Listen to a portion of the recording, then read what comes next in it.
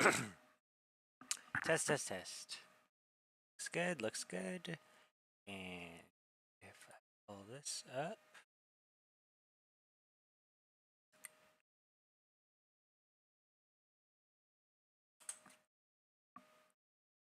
should be able to listen to.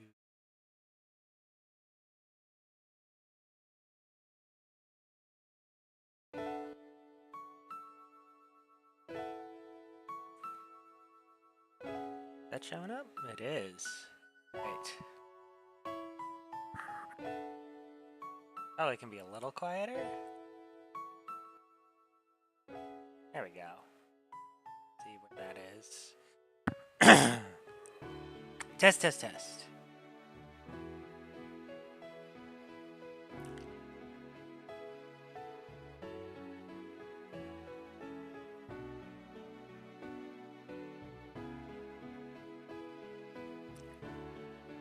I have this up, but I don't have another.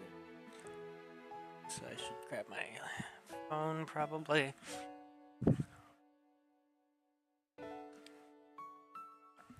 Wonderful.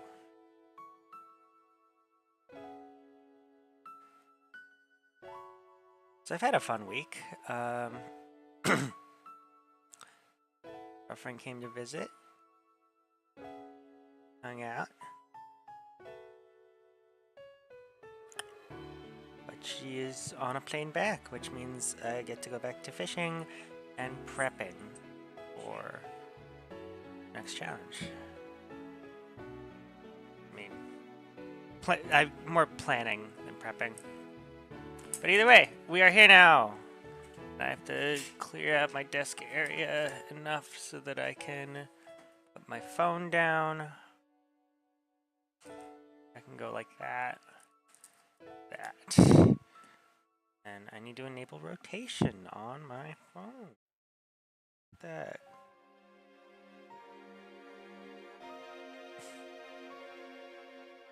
No, please rotate. Yeah, I'll just... Yeah, okay, there we go.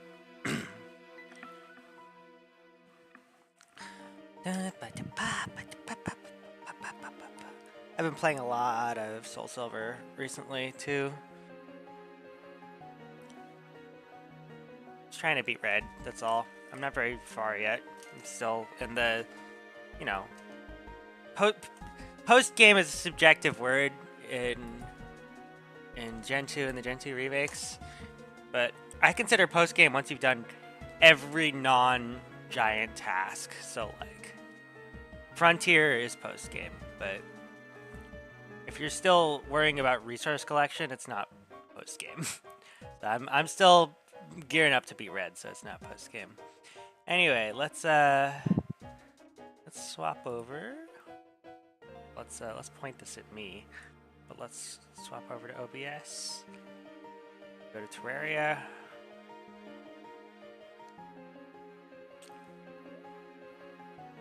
We've got a mix of 6 lot.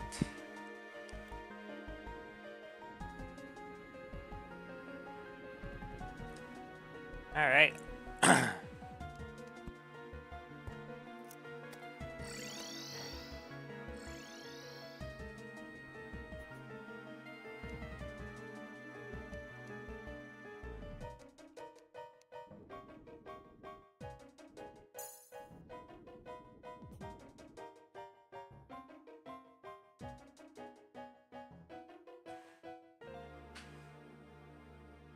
Oh, and I forgot, I was going to boot this in multiplayer so I can alt-tab and do stuff.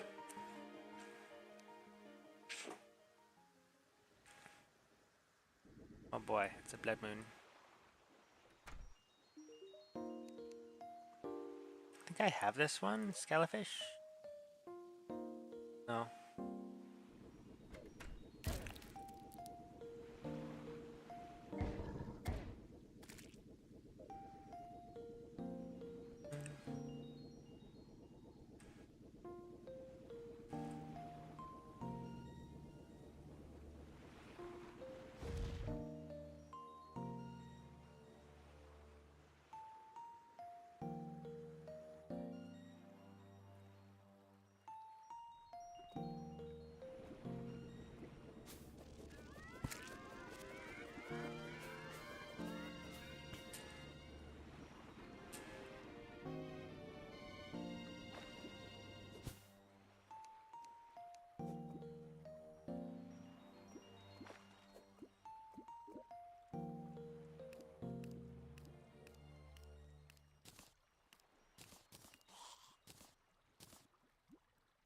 Ooh, I have a lot of stuff. Look at that. Forgot that I got all that. Oh, I should go back. That's so much death wheat.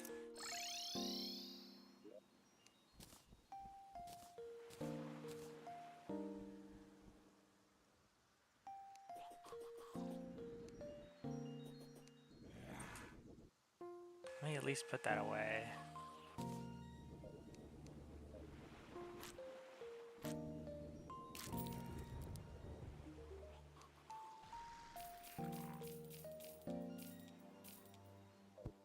That's probably better.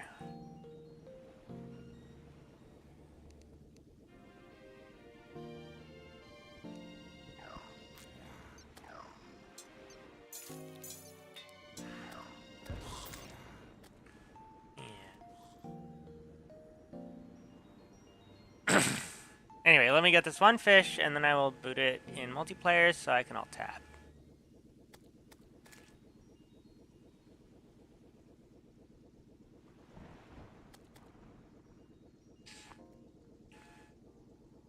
Oh, and I did a little fishing off camera.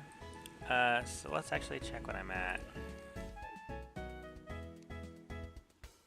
123. Okay. We're gonna get there, and we're gonna get there legitimately.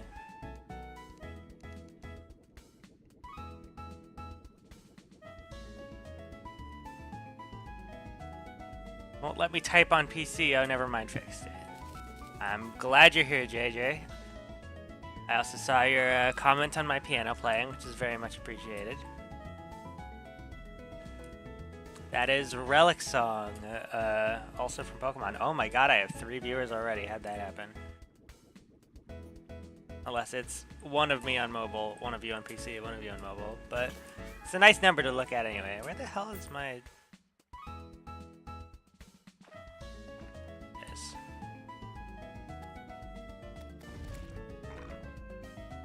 Yeah, I was just saying, like, a couple minutes ago, I've been playing a crap ton of Soul Silver. Right now, I'm grinding just to train my Pokemon up to be red.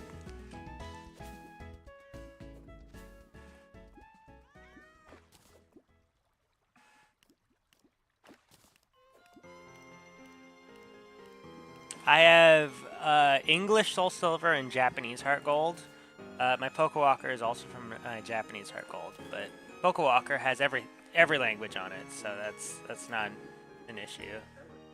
Hey, get out of here.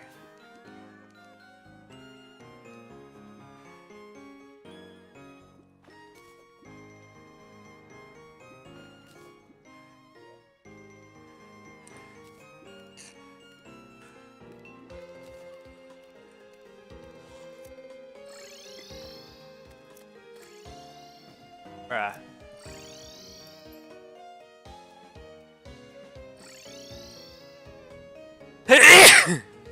Excuse me.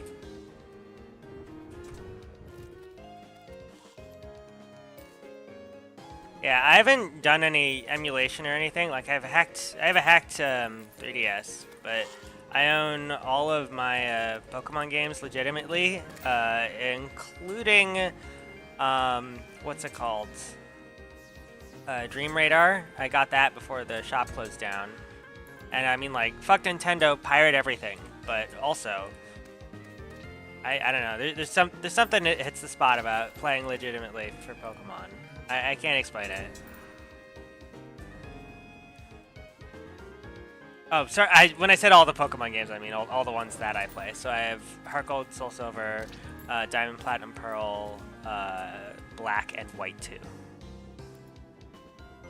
I don't have White and I don't have Black 2. But my sibling has Black 2, and I'm part of Poke Classic Network, so I can get the Pokemon I need. I have done most of the stuff I need to do in White 2. That's my primary save, but I just got a Wii. That's like a brand new thing. So I've been playing Poke Park on there, and then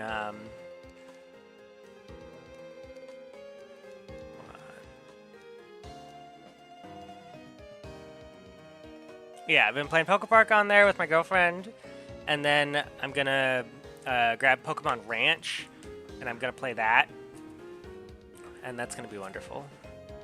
I want to max it out. That's my goal.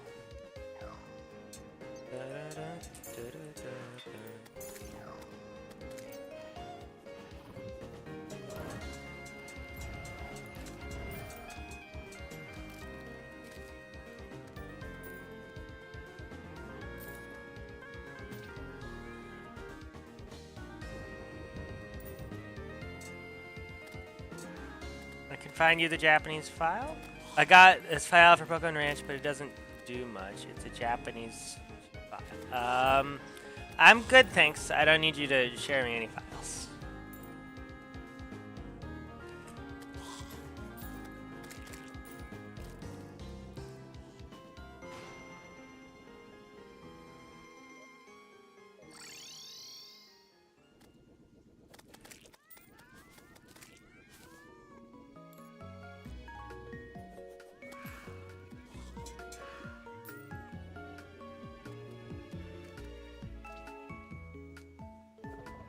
Let's have some fun fishing.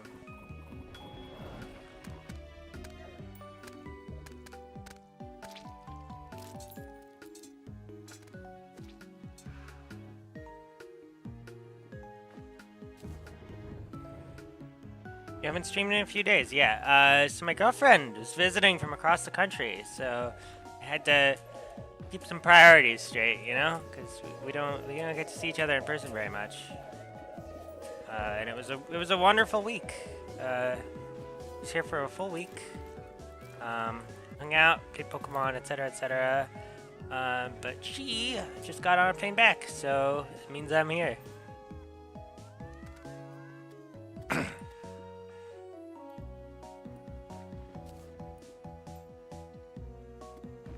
want Dread Nautilus. Yeah, we'll do the actual project soon enough. It's just I've got a whole bunch of stuff going on. Girlfriend's not even the least. Girlfriend's not the least of which, so it's like just dealing with the IRL stuff, and then we get to have a little Terraria fun when we're done with that, you know.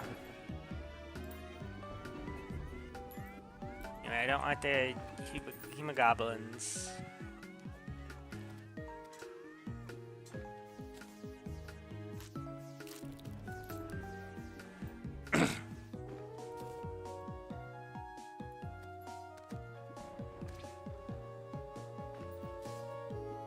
People are important, it's so true. Oh, did I pick that up? What is that? Am I out of space? I'm out of space, aren't I? Oh, it's so goofy. Oh, I didn't even do my crates. The Chumcaster. Look at all this.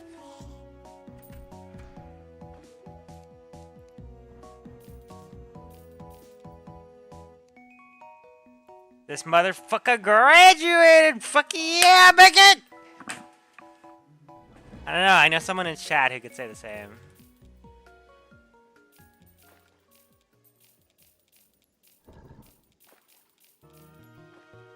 Yippee! I should not be doing that. Yahoo! Yeah, so the other thing going on is of course, I went to my school's graduation. And even though I've been, straight jerk. And by it. Oh boy.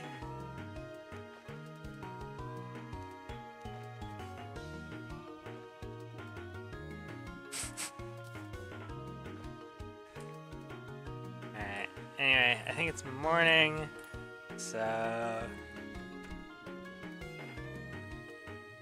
Get this guy. What is he fucking doing? Skylake's on the surface. No, I don't have the starfish thing. Okay. Alright. I grab one of those and then I sleep. That was quick.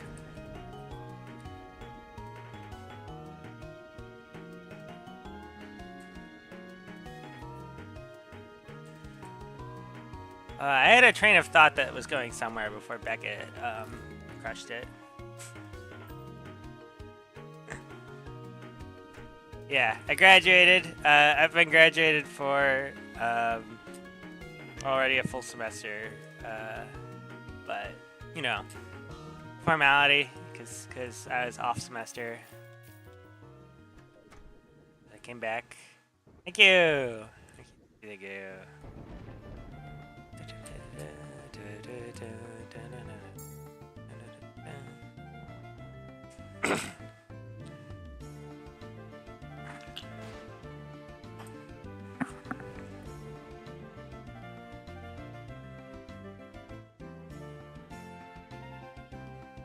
Yeah, I'm really glad I did it as well. Anyway, because like initially I was gonna do it, but I was gonna do it as like I just kind of want to see my friends, etc., etc. It'd be nice to graduate with Beckett.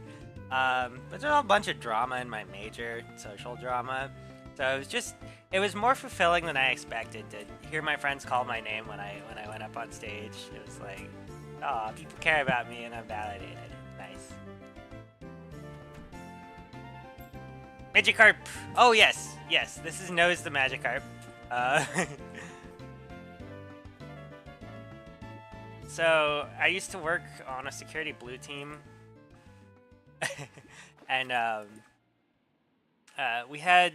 So, there's this piece of technology called a SIM, or Security Incident Event Manager. And that was my bread and butter of the day. So, I would open that up, and I would essentially look for problems. If there was a problem, I would respond to it or figure out that there wasn't a problem. That was my job. And we had some repeat offenders in the sim who would cause a lot of notifications. So when I got to know their traffic well enough, because they were constantly having brushes with malware, etc., etc., if I got a stuffed animal, I'd name a stuffed animal after them. So I've changed the name slightly, so even if you worked at this company, you would not know. But this Nose here is based on someone whose name was vaguely pronounced Nose.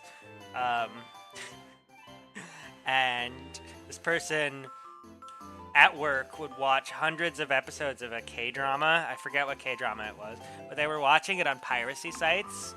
And they were getting the weirdest ads. And it was, it's a security problem if we're getting malware ads, so I had to go check out what they were doing, and every time I checked out what they were doing, they were on episode 800-something of a K-drama. So Nose here likes its K-dramas.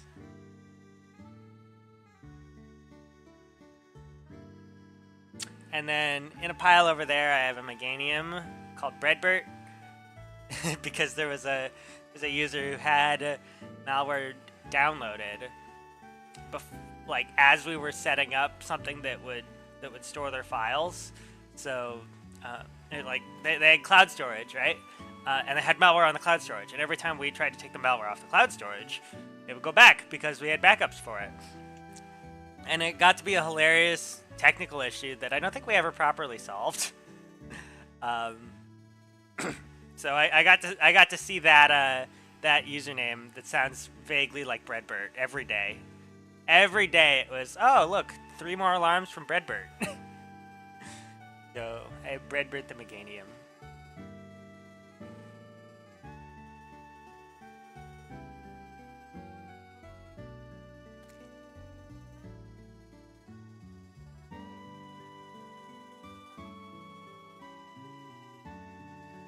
Those are just the stuffed animals, though. This is Barry the Eevee. I had to go to GameStop to get a controller and got sniped by cute Pokemon plush. Or not plush, model. Barry the Eevee.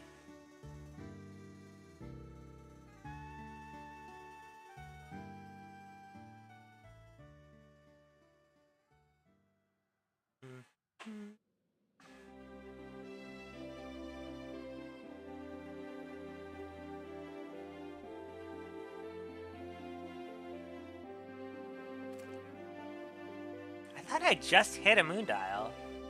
I'm surprised the moondial's up again. Who's hanging upside down? That is a reference to a game that is huge spoilers if I explain it. But play Amori. I also have most of the episodes of a playthrough on my channel from a few years ago. But big recommend the game. It's a good game.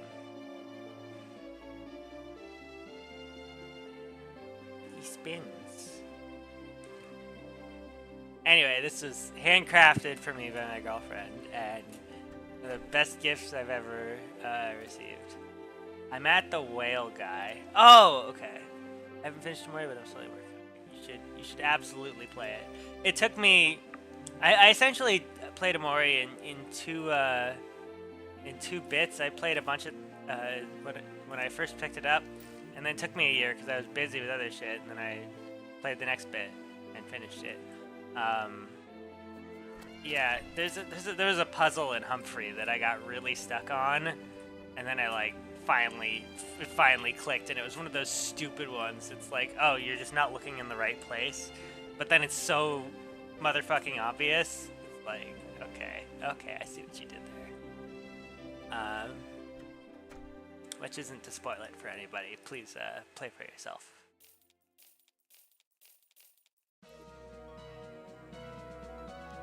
I think I got away without looking up anything. I think I played it blind, and it was wonderful.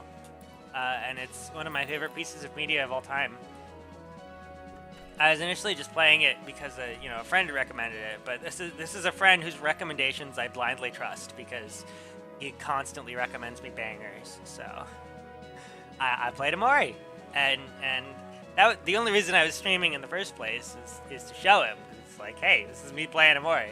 You wanted me to play Amori. You've got my whole reaction live. So he was there for a lot of those streams. I was back on Twitch.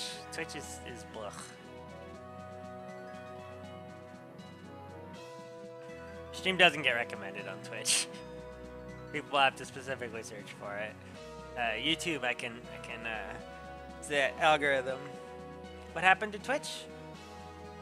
I don't think anything happened to it aside from the fact that it's not profitable. And their source code leaked a while ago. But hey, we like open source. Yeah, but they just. You can feel the enshittification starting on Twitch, even if you couldn't. I mean, even if it wasn't already, it's like. Yeah, but it's a joke because they got hacked and then their source code leaked. They weren't supposed to be open source.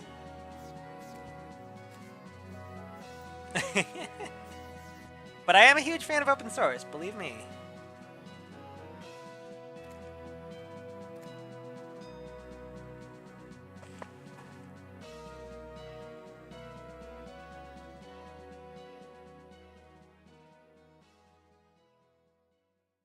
But no, yeah. The primary draw of YouTube over Twitch is actually get recommended. So I've hit, oh fuck yeah, root beer. I've hit concurrent like 6 users or 6 viewers. Never hit that on Twitch, which is not crazy impressive. I mean, but at the same time, I'm not reliant on this for anything. I'm just doing this because I feel like it. It's nice to have a chat and talk. Yeah, you found me from algorithm. You wouldn't have found that on Twitch, so. Oh, more fish. Dynamite fish. I have that one.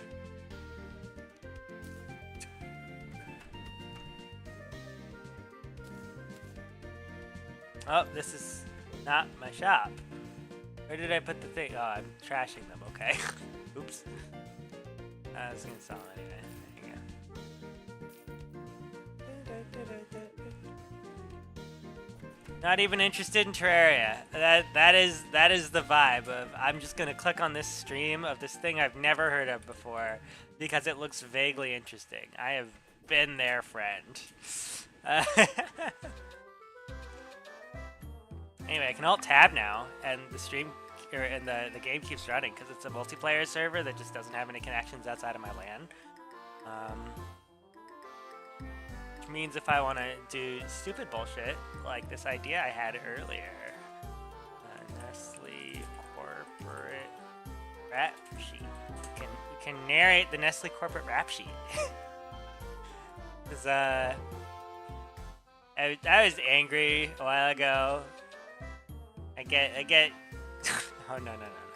I get I get a little radical when I'm angry, and I was just reading through the Nestle corporate rap sheet and getting angry about all of it. It's very entertaining in a stressful sort of way. But I'm gonna post this link. There you go. We're just gonna read, We're just gonna read. So, this is the Nestle corporate rap sheet by Philip Matera.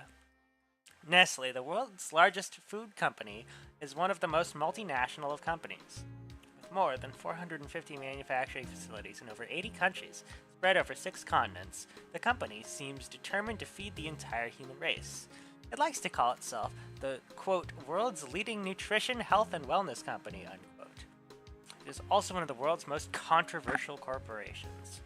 For more than 2 decades, the Nestle name was widely associated with a controversy, including a long-standing boycott over its marketing of infant formula in poor countries.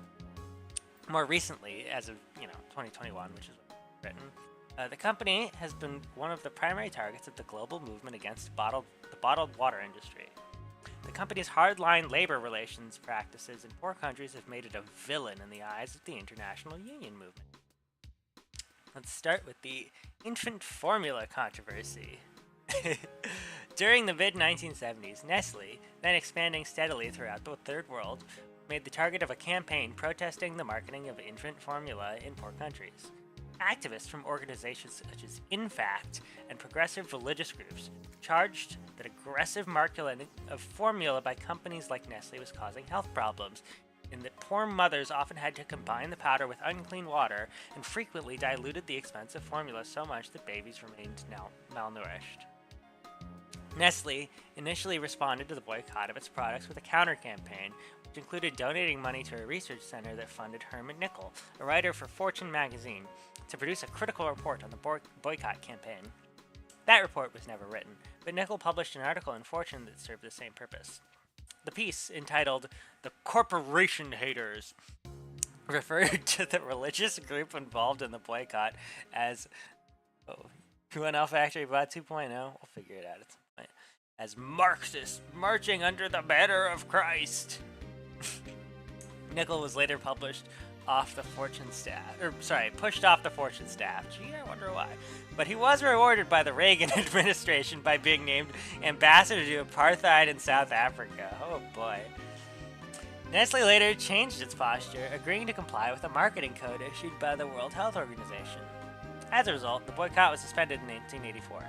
The protest campaign was, however, resumed in 1988 because of evidence that Nestle was violating the World Health Organization code by continuing to distribute large quantities of free samples to hospitals. In 1997, the Interagency Group on Breastfeeding Monitoring issued a report providing more evidence that Nestle and other companies were violating the code. In May 2007, the 30th anniversary of the original Nestle boycott, the London Guardian published an investigation that's linked, focusing on Bangladesh, that found evidence that companies such as Nestle were still engaging in questionable infant formula marketing practices.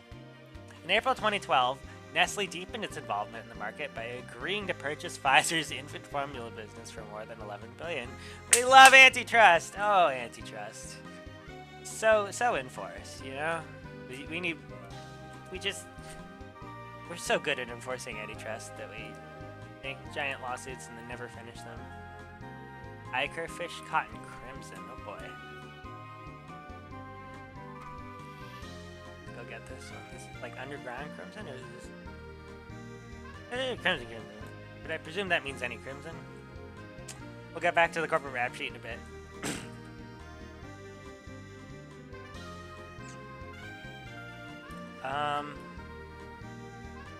So this one was Hallow. I think I did Crimson somewhere. I think I did Crimson in the Jungle. Yeah.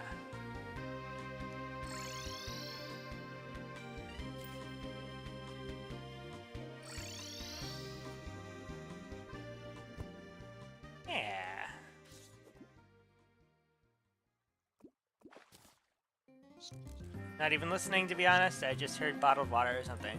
We're hating on Nestle. Fuck Nestle.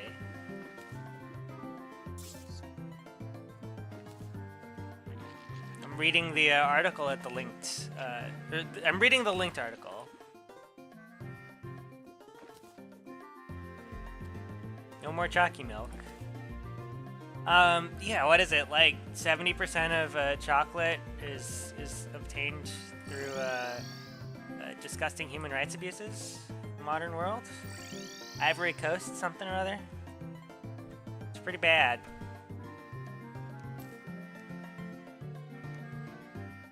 I like to say I'm slowly radicalizing. I'm angry about it, and I'm very slowly changing my practices because I know if I had to change them quickly, I wouldn't change them, so slow is better than nothing.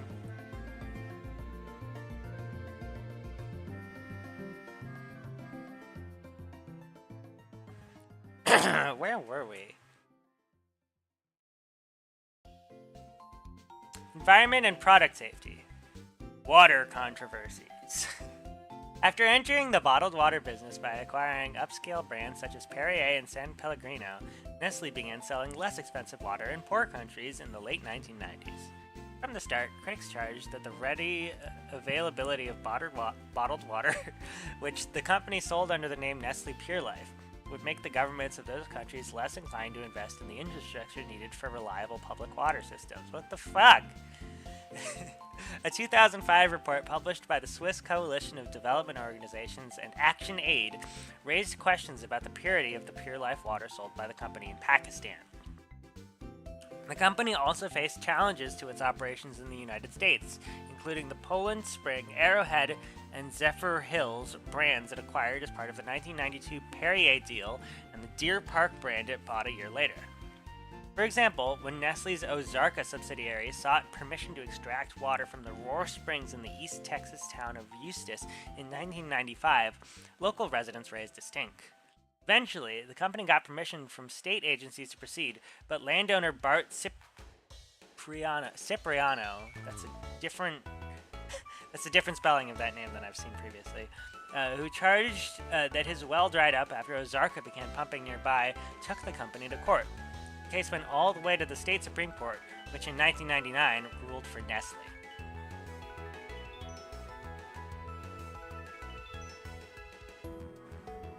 Nestle again faced opposition when it sought a new water source in central Wisconsin. Residents of Coloma protested a plan to extract water from the Mekong River, and voters in two communities near an alternative location the company was considering voted overwhelmingly in 2000 against making their water available. When the opposition did not die down, the company finally announced in 2001 that it was giving up on the state. Give fuck, Nestle. The pattern repeated in 2001 when Nestle sought permission to pump water and built a large bottling plant for its Ice Mountain brand in the central Michigan city of Big Rapids. The company got permission for the plant, but opponents led by Michigan Citizens for Water Conservation mounted a legal battle over the water rights. In 2003, a county judge ruled against Nestle and ordered that the operation be shut down, finding that it was causing environmental harm. The company appealed. As in Texas, the case went all the way to the state Supreme Court, which in 2007 ruled in favor of the company. As we love the legal system here. In 2003, Nestle quietly negotiated a contract to extract water from 3 springs in the northern California town of McLeod near Mount Shasta. The company also planned to build the country's largest water bottling plant in the area. You can watch any stream, so you're the only streamer I've watched in a while. Thank you. Where was I? And the project was met with strong opposition, which dragged on for years. In 2008, Nestle offered to scale back its plans, but when that did not satisfy critics, the company announced in 2009 that it was abandoning the project. An alternative site in Sacramento also faced active resistance. The same was true in the Colorado town of Salida, where Nestle proposed in 2007 to extract 65 million gallons of water per year to send to a bottling plant in Denver. In response to strong local resistance, the company took the unusual step of promising to replace the water extracted from Salida with water the company would obtain from the Denver suburb of Aurora. Chaffee County commissioners approved the Salida plan in 2009, but attached 44 conditions to the permit. Opponents vowed to keep up the fight. An effort launched in 2009 by Nestle to build a bottling plant in Oregon's Columbia Gorge, drawing from a spring in the town of Cascade Locks, has faced opposition from local residents, working with national groups such as Food and Water Watch and the Sierra Club. Oh, we can do more fishing. Well, palate cleanser. Let's get another fish. What do you have for me? Manowar. Hot and Crimson. Do I have one? I do not. Let's go grab a Manowar.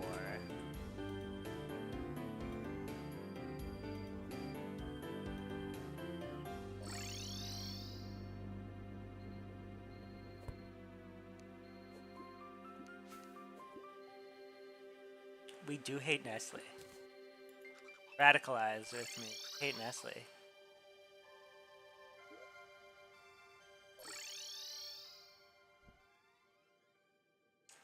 We also love fishing. Find another fish. Where is he?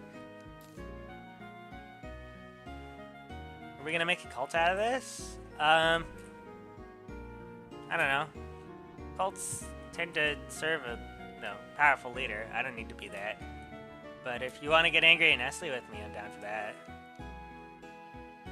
Non-power structure organized coalition.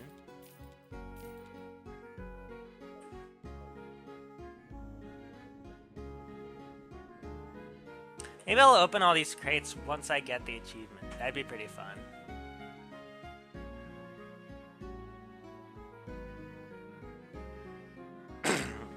Where were we?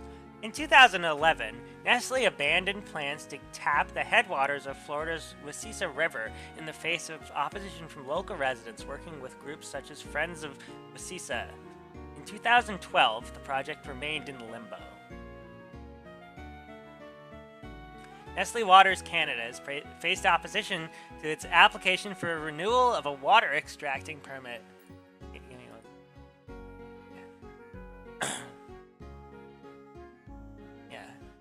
From a water extracting permit for its bottling plant in Aberfoyle, Ontario. In October 2012, the company successfully pressured local officials in nearby Guelph to cancel a planned showing of a documentary film, Tapped, which is critical of the bottled water industry. So, again, they were just going to show a film, and Nestle was like, let's pressure some local government officials to not do that. Which, what? Nestle's water controversies have not all been at the local level. In 2003, a series of class action lawsuits were filed against the company, charging it with false advertising for calling its Poland Spring brand natural water. Calling its Poland Spring brand natural spring water. Nestle, apparently not eager to defend the integrity of its brand under oath, settled the disputes out of court for $12 million. That's fun. Class, we were learning about whales eating people or something.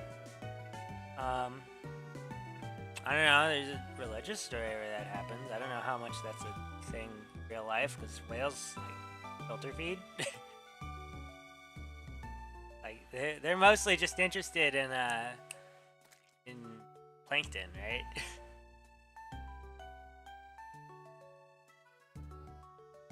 Anyway. Nestle has also been one of the prime targets of the Think Outside the Bottle campaign, launched in 2006 by Corporate Accountability International, which previously tangled with Nestle on the infant formula issue. The group was known as InFact.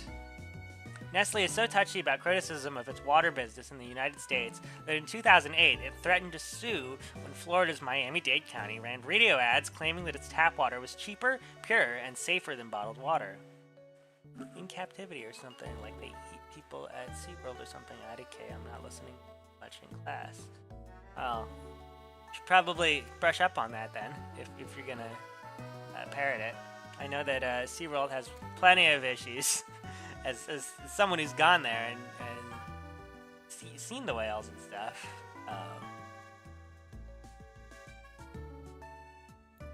Yeah. Product safety. Oh, they'll go nom.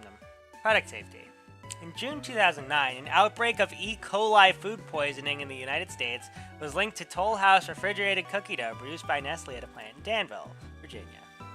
the company recalled all Toll House products in the country, but it came to light that the plant had previously refused to give inspectors from the FDA access to internal records relating to matters such as pest control and consumer complaints.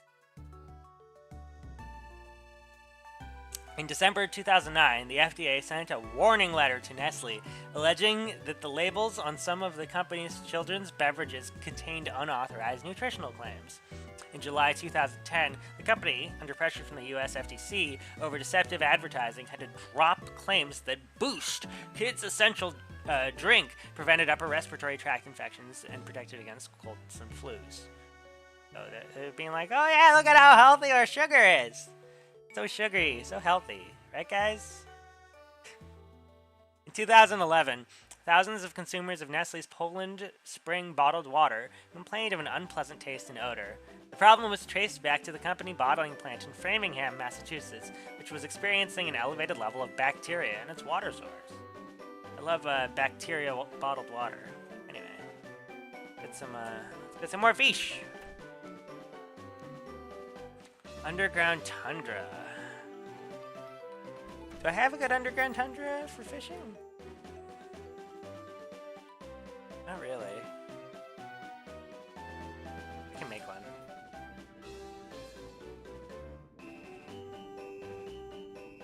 Ah yes, my most casual bacteria-infected water. My favorite.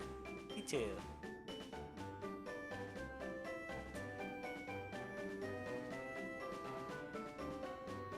We haven't even gotten to the horse meat yet. That's some extra proteins. Yum.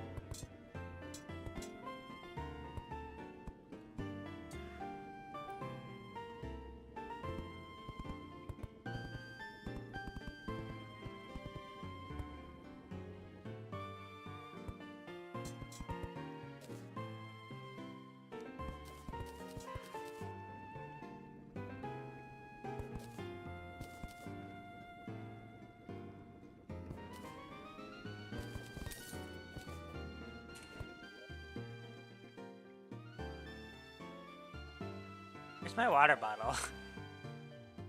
Eh, do I not have it? Where's my piggy bank? There it is. In here? Oh no. Where is my water?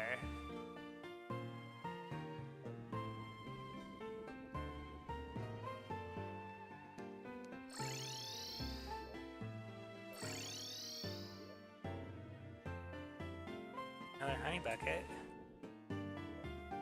There it is.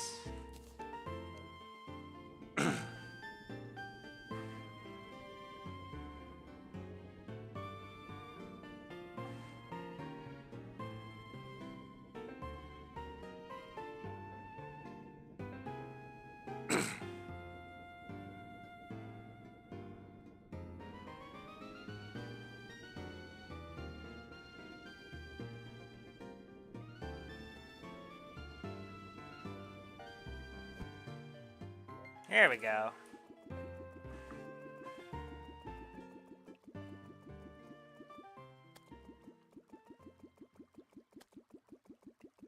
Do you like me some fishing? Physics! You know, I got through my entire schooling career without taking any physics classes. And I'm vaguely disappointed, actually. Not in the schooling system itself, but just, you know, it would have been, I mean, I am disappointed in the schooling system, but for different reasons.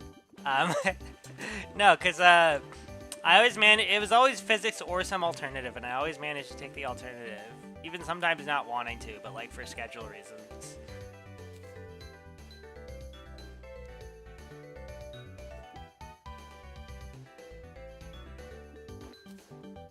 There it is. Fish rod.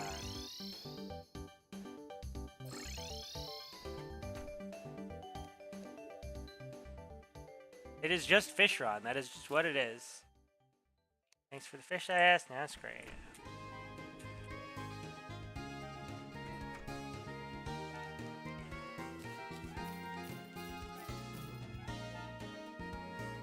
I bought this CPU not knowing it came with a cooler, so I have 2 CPU coolers now.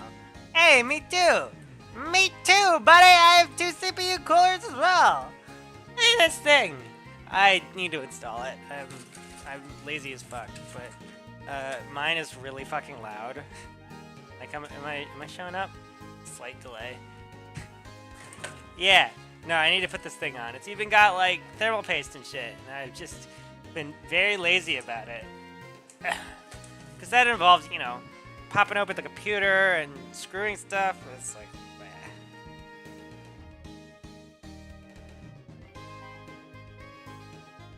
no, yeah, I have a really loud CPU. I spent $8 on thermal paste. $8 isn't that much. But you know, in terms of convenience, it's nice to not have to buy multiple things.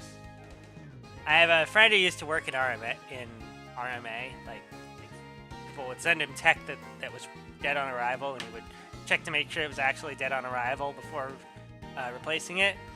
And his boss just bought like a giant tub of thermal paste or something, and like it was separating out into layers, and it was disgusting, and that's probably part of the reason he no longer works in RMA. But he's going back to school getting a CS degree, so. No, he told us that one now. He's like, oh yeah, there's some fucking cost cutting measures. Negative, lots of money, dollars. That's what we like to call Big Monkey. It's like big money, except it's Big Monkey. This, on the other hand, is Little Monkey. This is Chimimim stick. This is a Chimchar holding a stick of Sinunin. But yeah, if something costs a lot of monkey, we call it Infernape or Annihilate or Embapom. Yeah, that's how you measure money. How you measure monkey. That's how big is your monkey. Monferno.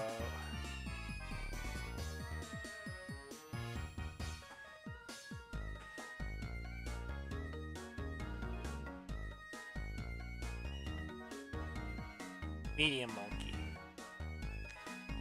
I fucking love Drip Fail music, yeah. Did you know there's a copy fraud claim on Cynthia's theme? And like it's been in place for a while. Like it's not Nintendo, it's just some random group going through Taipei's copyright system and one other country in the area of Taipei that's just, yeah, I got a stream claimed, and so did like Pokemon challenges, and YouTube's not doing anything, which is wonderful. But we all knew that their system was broken. No, Nintendo has the rights to their music. This other party is committing fraud, and it's common. It's called copy fraud. They're pretending they own it so that they can claim all the streams for it. Because Nintendo has they have like a so I don't fully understand what to call it legally, but essentially Nintendo has an agreement with creators where if you create in a certain way, then they won't pursue anything for copyright violations. Which, I mean, Nintendo's bullshit for many reasons, but they lay it out semi-clearly. Anyway, more fishing.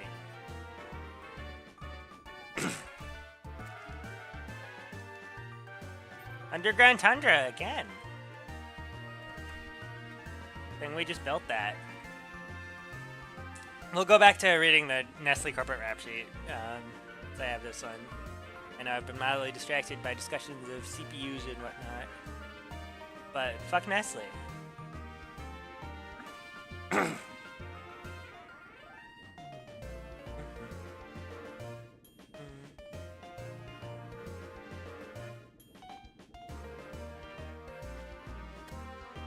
They're stealing Big Monkey from people. You can't be doing that.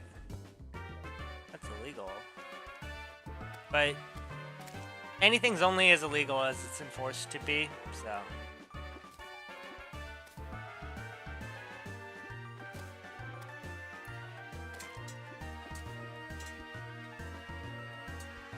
In short, do drugs, kids. Nobody's actually gonna call you on it unless you're black.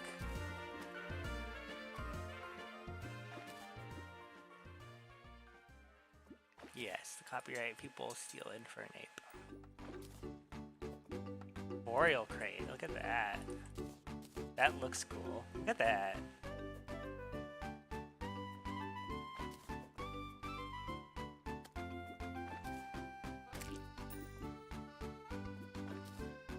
Mutant Flinksfin, let's go.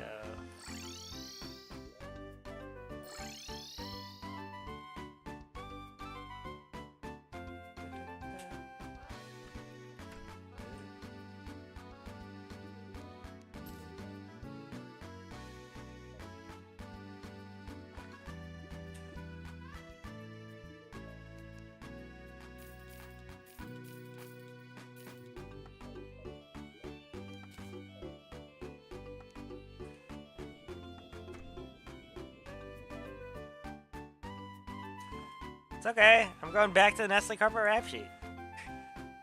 Gonna learn more things that are wrong with Nestle? I do. Oh, we are at the... Yeah, okay, so we just did the bacteria, and we are at the horse meat. In 2013, Nestle had to remove beef products from sale in parts of Europe after it turned out they were adulterated with horse meat. I haven't been linking every single thing, but I will link this, because that is just, yeah. New York Times! Horse meat! In 2021, Nestle sold its North American bottled water business. Palm oil and global warming. In 2010, Greenpeace International began a campaign against Nestle over the company's use of palm oil, the production of which the group linked to rainforest destruction in Indonesia, and thus to the exacerbation of global warming. Greenpeace targeted Nestle products such as Kit Kat bars outside of the US. After 2 months, the company caved in. So, at least we have bits of evidence that pressure can work. So, always hold corporations accountable whenever possible. Labor! Let's get to labor. Nestle has traditionally had good relations with unions representing its relatively small domestic workforce, but its foreign labor record is less harmonious. The company has had conflicts with unions in various countries, especially in the global south and the United States. For example, during the late 1970s, Nestle's U.S. subsidiary, Libby McNeil Libby was one of... Yeah, okay, so it's one of those lawyer things. U.S. subsidiary Libby McNeil Libby was one of the targets of a campaign by migrant farm workers in the Midwest. Nestle makes Kit Kats among many, many other things. They're a giant conglomerate. We need to be enforcing antitrust. We need to be breaking up all these giant companies into their smaller companies that have to compete with each other. The workers, organized by the Farm Labor Organizing Committee (FLOC), were trying to win increased wages and improved working conditions for tomato growers operating under contract with companies like Libby and Campbell Soup. After conducting a campaign that ended up focusing mainly on Campbell Soup, Block managed to pressure the big food companies to be signatories to a set of unusual three-way collective bargaining agreements, thus putting significant pressure on the growers to treat the workers fairly. I thought that was Hershey. Hershey's also bad.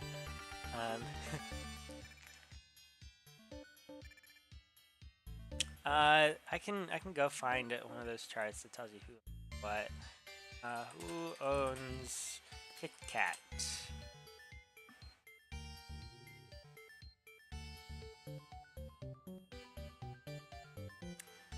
Kit Kat is produced globally by Nestle.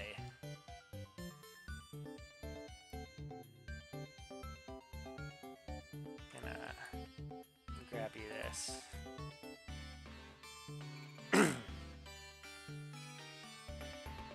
Anyway, where was I? Yeah, so they got pressured by labor union stuff. I wouldn't say you can't have Kit Kats anymore. I'd say if you want to vote with your dollar, you should select sweets other than Kit Kats, or you should steal Kit Kats. I'm a big fan of theft as a means of protest. Which is not to say I would ever advocate crime. It's that I like it in concept.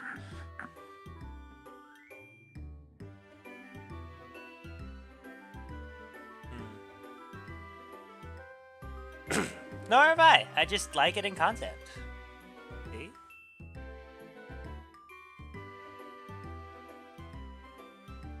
But also, you know, you don't want to. You don't actually want to steal from a franchise because you're hurting the people who run the franchise, not the big higher ups.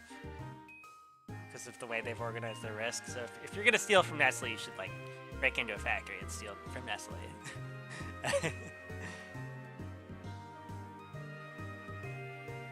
It's rough because, like, you know, you have. It's hard to separate your own hedonism from your enjoyment of a product that's linked to bad stuff. So it's a balancing act of keeping it sustainable for you. Like, I'm 20, 30 years down the line, there's a good chance I'm going to be vegan, but I'm not right now. I eat what I want to eat. And that's partially because I have trouble keeping weight on, but that's also partially because I know if I tried to make myself vegan right now, I would be miserable and stop. But I still want to have an impact, you know? And, I mean, I don't want to be the asshole who pressures other people to be vegan. I just want to be a good influence. That's what I want to be. Yeah. So I guess the best I can do is encourage conversations surrounding the ethics of what we eat. And if I'm being completely honest, I don't care. I mean, I do care about animals, but not like a PETA kind of way. More in a is it sustainable what we're doing? Are we causing mass environmental destruction based on what we eat? You know. Or other actions we take in the modern world. Yeah.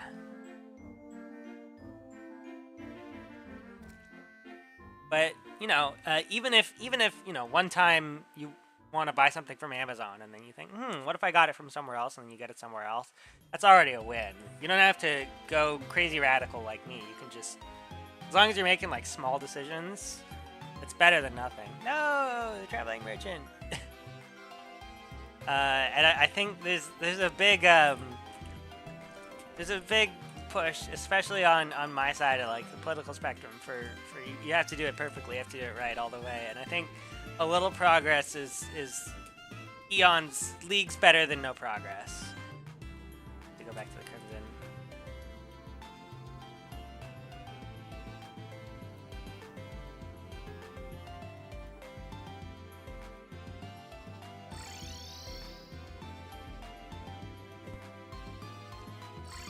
Nope, that's not what I wanted to do.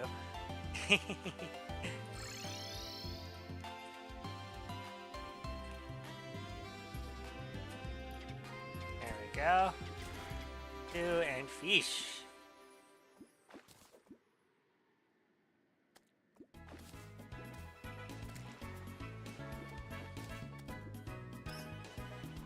I love Pokemon music so much.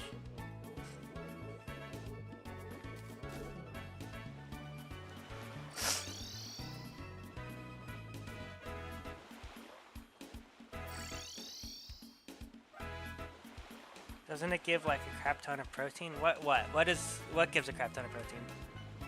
Meat? I don't know. It does, for sure. You can get that protein from other sources. No, that's calories.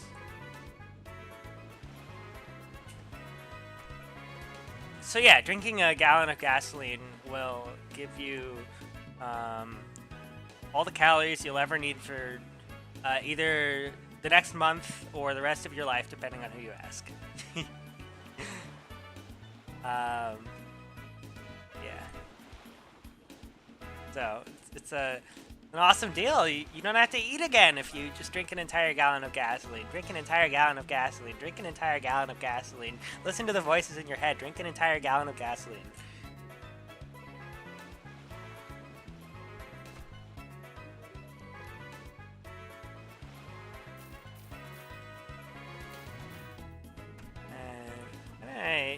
I already have one, but just honey absorbent lava and super absorbent. Okay, now I have all the sponges. Listen to the voices in your head. Drink a gallon of gasoline. Listen to the voices in your head. Drink an entire gallon of gasoline.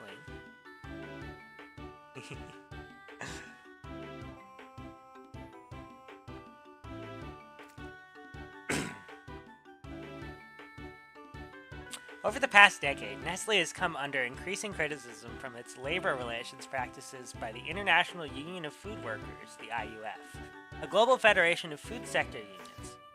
In 2003, the IUF took the company to task for not observing consistently high standards in its labor practices around the world and accused it of taking advantage of countries with less rigorous regulations. Quote, where weak legislation sanctions union busting, Nestle Nestle is not averse to busting unions. Unquote. In 2006, the IUF charged that Nestle was enraged. I can't speak. Nestle was engaged in a de-unionization campaign in the Asia-Pacific region through means such as increasing use of contingent labor and the artificial promotion of workers into supervisory jobs that are classified as managerial positions and thereby excluded from union membership. The IUF also accused the company of violating OECD guidelines for multinational enterprises in places such as South Korea and Britain by using the threat of moving plants offshore to intimidate unions during collective bargaining. In 2004, Nestle sought Nestle sought to pressure French workers into accepting a downsizing plan by threatening to sell its Perrier water business or move it out of the country. Do you have a piano in your dorm/house? Is that where you play the Relic song? So, I'm at a point in my life where I'm bouncing between my apartment and my parents' house just because I'm moving out of this apartment in the near future and I've got like surgeries and stuff to do. So I have a MIDI keyboard on this side of me. I'd have to hook it up if I wanted to play on stream. And then at home, my dad has an upright that I play on. And it had recently been tuned, so I was having fun with it when I was back home. Yeah. I also just play anytime I see a piano. I was at Walmart the other day, and they had this really shitty, like, tiny 6-octave piano with no variable pressure, and I got on it, and I shredded, and the other Walmart goers were like, oh, you're good. It's very enjoyable. Well, one surgery. You don't want to hear about it. It's gross. Point is, I will be healthy in July.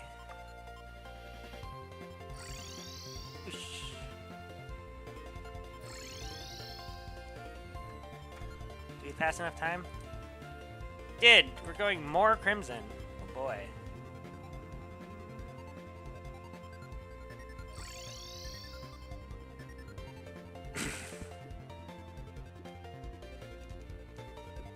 But yeah, called my mom for Mother's Day. That was fun. And then, you know, my whole family was here for graduation. Anyway, seeing a lot of my family. Yeah. Well, the big Infernape I have to spend is going cross country for a trip end of this year.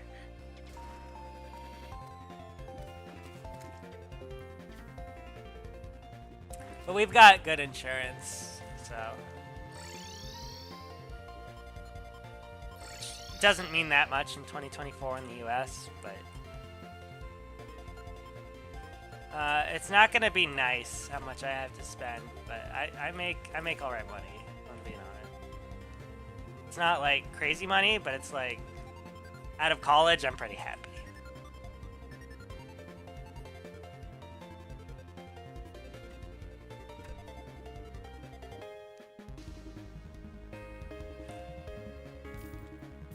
Yeah, this whole YouTube endeavor, I mean, it'd be nice if I made money for it, but that's not a priority the way it is with some others.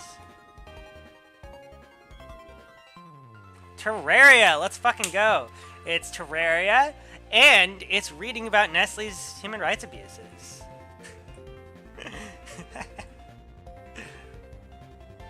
Jump scare with anti-capitalism. Let's go. No, I'm going back and forth between Terraria fishing and banter, and reading off the corporate research Nestle rap sheet right here.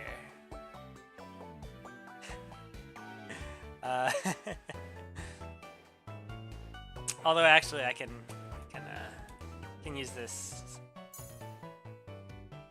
So we can do one more before we get back to that. So there's a whole bunch of crazy shit on the rap sheet, but my favorite is in 2013 when Nestle was selling horse meat under the guise of beef.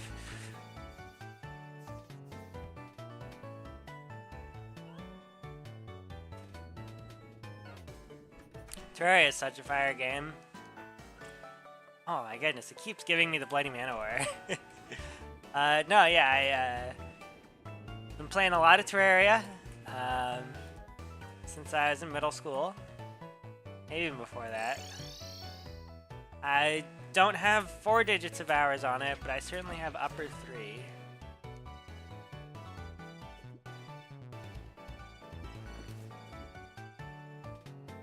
Anyway, last week I beat Master Mode for the first time because again a lot of my hours were in like middle school and stuff, so that's fun. I've also got a clip of me beating Daytime Empress on my channel, so that was wonderful. That was amazing. I think Moonlord took me longer, but Daytime Empress was harder. Just I had more attempts of it that were shorter each one. Oh.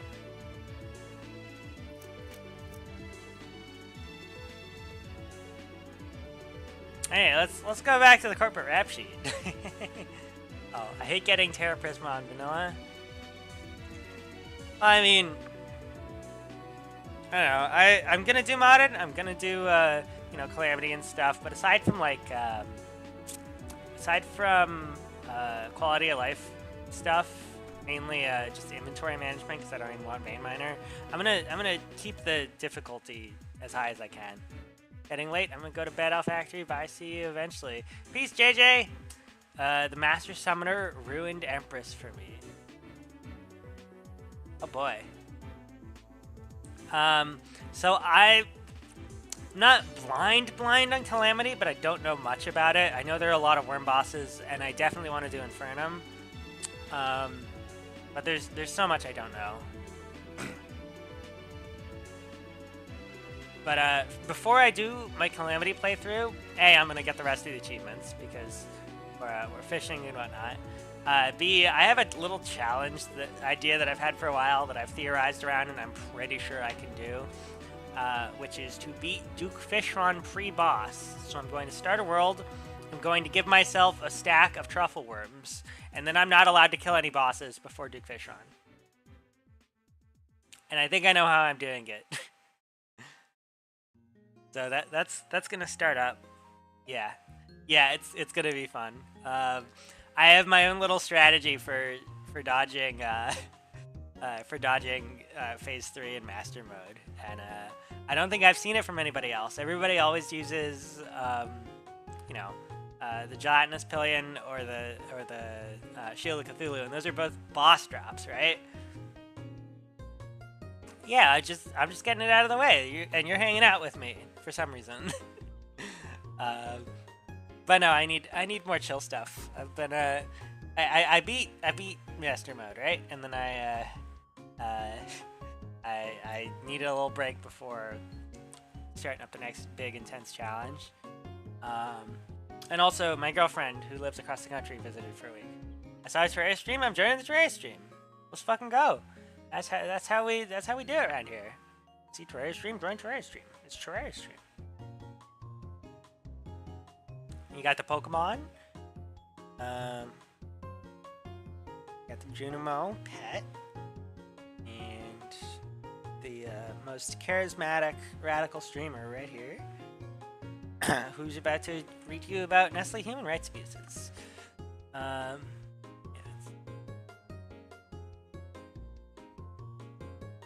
At a 2007 event sponsored by the International Labour Organization, IUF General Secretary Ron Oswald confronted Nestle CEO Peter Brabeck over the company's refusal to engage in a structured relationship with the Federation, as other transnational companies have done. Over the past few years, there have been disputes between Nestle management and unions in various countries. For example, in 2008, Nestle workers in Russia protested for months over the company's effort, which was ultimately unsuccessful, to limit the ability of their union to negotiate wage increases. Also in 2008, workers at Nestle ice cream operation in Hong Kong staged a 3-day strike to protest the company's use of contingent labor. During the same period, workers at a Nestle coffee plant in Indonesia held public protests in response to the company's refusal to bargain over wages. In January 2009, Nestle India went to court to get a ban on union meetings and rallied at or near its 4 unionized plants in the country. It took the step in response to union protests over the company's policy of not negotiating wage increases. Yeah, fuck Nestle. In December 2009, Nestle workers in Tunisia went on strike to protest the company's decision to close an ice cream plant without informing or negotiating with the union ahead of time. Nestle faced another strike in Tunisia in August 2012. The International Labor Rights Forum named Nestle one of the 5 worst companies for the right to associate because of its abuses in countries such as the Philippines, Colombia, Peru, Russia, and Pakistan. In 2012, food workers in several countries held demonstrations under the banner of Stop Nest Pressure to protest Nestle's suppression of labor union rights in Pakistan and Indonesia. In 2006, Nestle agreed to pay $4 million in back pay and $400,000 in penalties to employees at its bottled water operation in New Jersey who had improperly been denied overtime pay. We are talking about Nestle. Fuck Nestle. I've been reading from this article. So these are, this is all stuff. Hold on, where's my OBS window? Wait, no. I guess I do need, I'm lost in my computer. Here we go. There you go. According to this article, which has not sent, hello? Boop, test. There it is. Yeah. I know it's a solar eclipse. We're having fun. So we're fishing. But fishing takes forever, so we're also kind of just. Oh no! I lost my angler. Damn it! Or we're just gonna skip the next day. Yeah, Nestle's real bad. I mean, lots of companies are really, really fucking bad, but so don't take this as necessarily prioritize other companies over Nestle. But maybe do. Nestle's really fucking bad.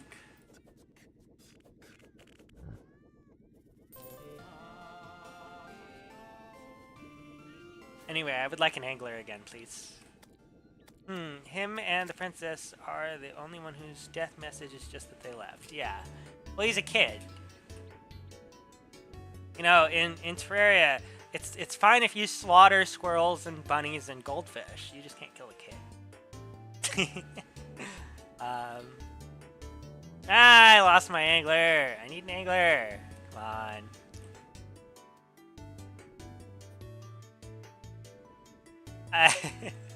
Look, he's just an arrogant kid. He's just an arrogant little kid, you know? Oh, he's back. Where is he? Oh, there he is. Hey, Nathan! What do you want? I have that one. That's really convenient.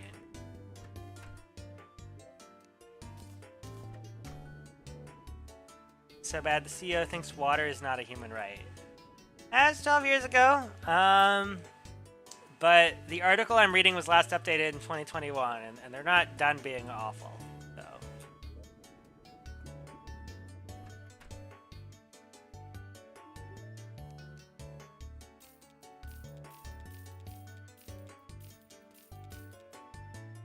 Did I already do this one? I already did. I'm gonna go check to make sure I've already gotten it in this world, because I definitely did it in another world. Oh yeah, once we get the achievement, we're opening all of these crates, by the way.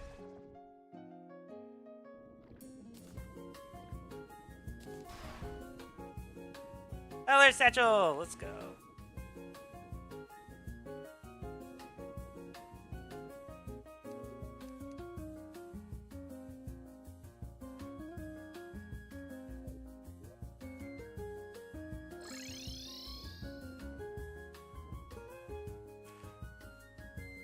Do I have Rod of Harmony? Cringe item.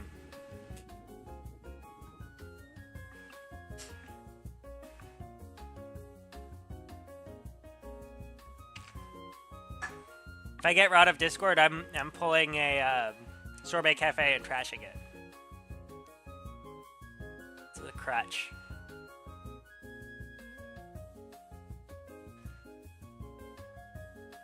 Anyway, let's see what the traveling mission has. Why not?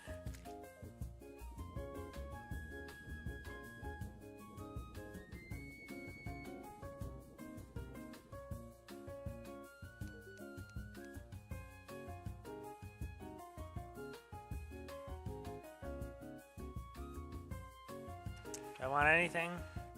A master gamer? Are we incredibly rich? This painting. I want to see this painting. That's fun.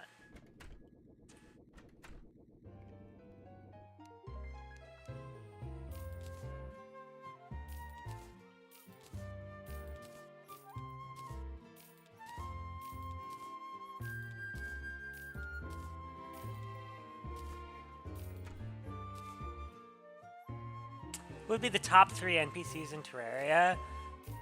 I like the princess. Like the, I don't know, I think I'm just gonna give you the ones I hate. I hate the Goblin Tinkerer. And I don't hate the Stylist as much as most other people. I hate the Goblin Tinkerer. There you go. That's all you really wanted to hear, right? I hate the Goblin Tinkerer. Anyway, I'm incredibly wealthy. Don't mind me in my inventory. Okay. I just have a few diamond rings. It's okay.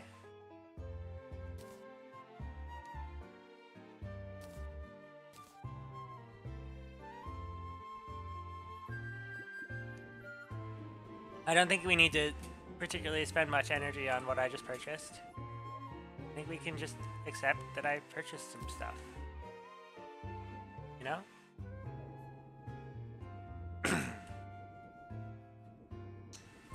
Also, this angler needs to get back in his house.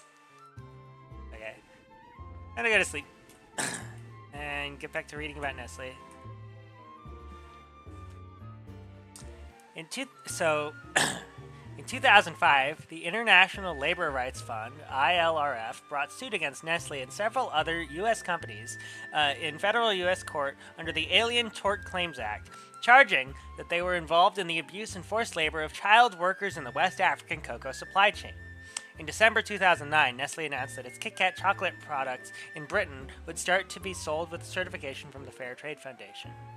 A 2012 report by the Fair Labor Association found numerous serious violations of Nestle's own child labor policies among its suppliers. In 2021, the U.S. Supreme Court ruled that Nestle could not be sued in American courts for child slavery on the African farms run by its suppliers. Alright, Peace Soldier Skeleton.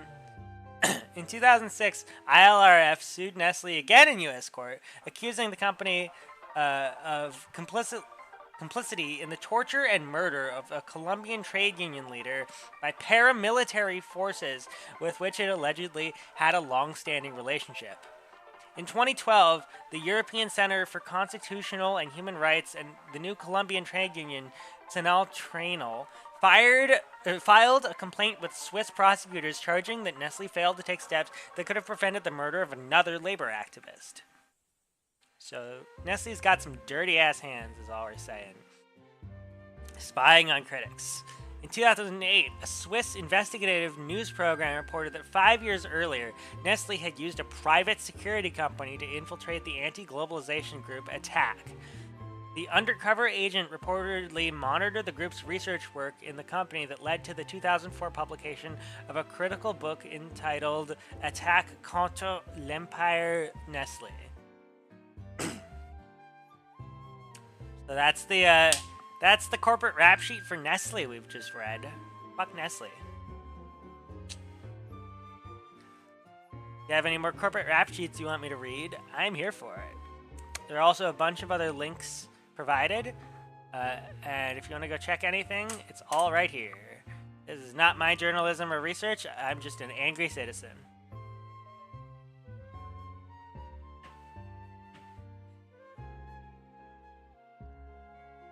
But I've got Pokemon on, and I have a Magikarp right here. We're streaming and fishing. What are we at? Let's peek. What are we at?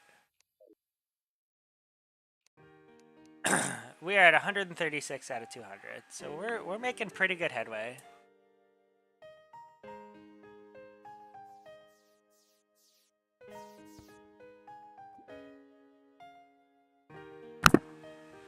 Let's get time moving a little faster.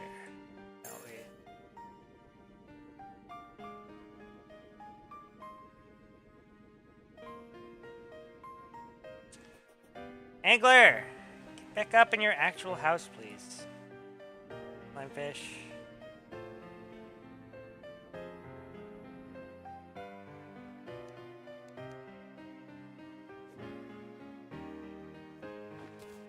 That was easy.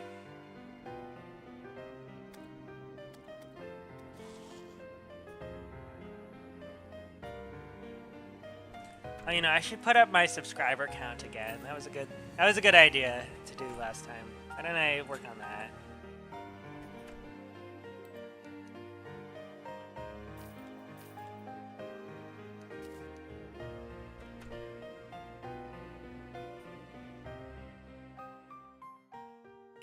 Yeah, so in OBS I had browser source. But I actually need the browser with the subscriber count.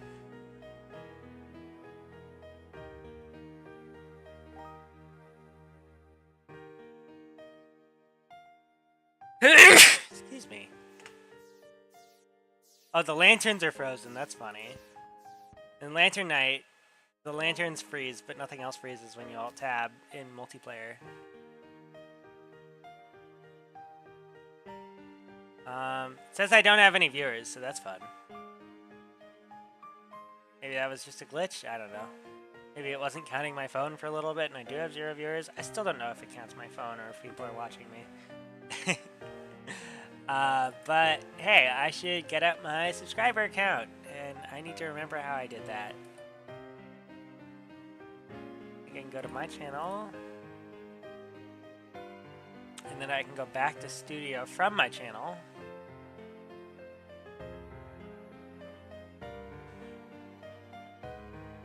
YouTube Studio. And then there's a way to see live subscriber count.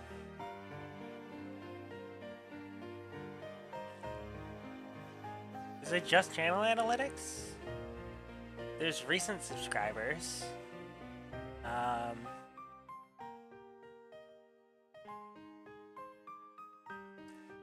Does this work?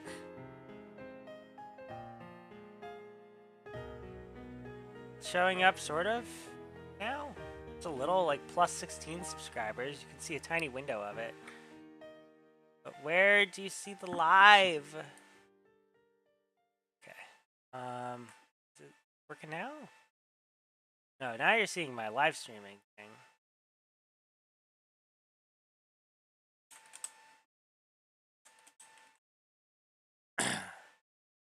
We'll figure this out. We go to OPS and make sure that this browser sub count is actually picking up the correct one.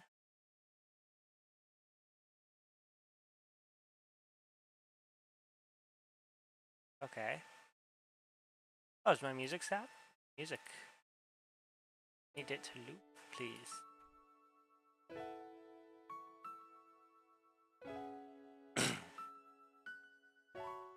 Right. Don't you just love watching a streamer mess with these technical things that aren't just getting... Oh, there's live count. Hello, live count. Does that show up?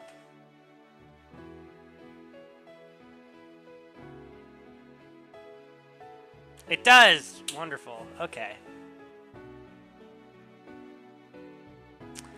95 subscribers. We're almost at 100. If anyone wants to hit the funny button.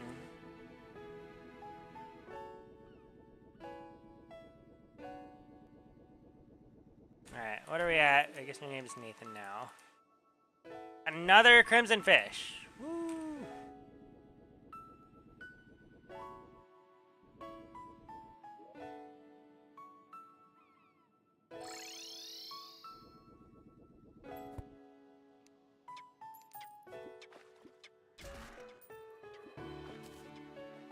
That did not take long.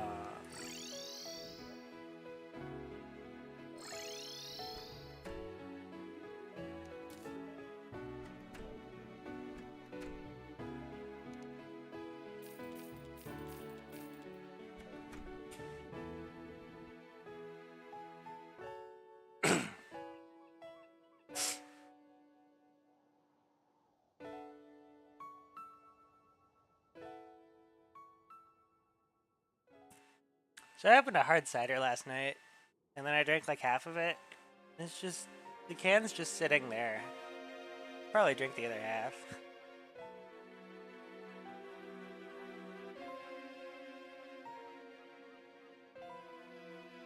It's too flat by now? I don't know.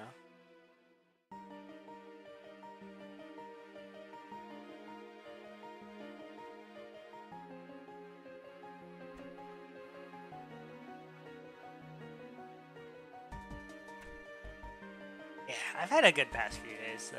I've just been, you know, it's been nice. I've been going out on dates in the area. I went to an arcade. It was the second time I've gone to that arcade, but I take my girlfriend, so that was really fun. There's this giant pinball machine, and I'm a little bit addicted to it. First time I was there, I played on it for roughly 4 hours. And I've gotten a little under... I've gotten somewhere between a third and a half of the high score. But the arcade is going to be closed for like a month while it changes locations, because it's in a really bad location right now. It's changing names and locations. So I'm not going to be able to go on it for a bit. Well, like, oh boy. You know, you pay the upfront fee, and then it's free play. And then, oh my god, I just stand there and play so much fucking pinball. It's hilarious. And it's structured... This particular pinball machine is similar enough to Space Cadet pinball that I feel myself falling back into like my middle school Space Cadet pinball addiction. Except it's a little different, partially because you know, different objectives and scores and whatnot, and partially because it's real world physics, so I can't memorize what frame has a particular outcome, because it's more chaotic than that. But no, it's got the same pacing as Space Cadet Pinball, and I can keep track of it the way I can keep track of Space Cadet Pinball. So I'm on there for 4 hours. It's hilarious.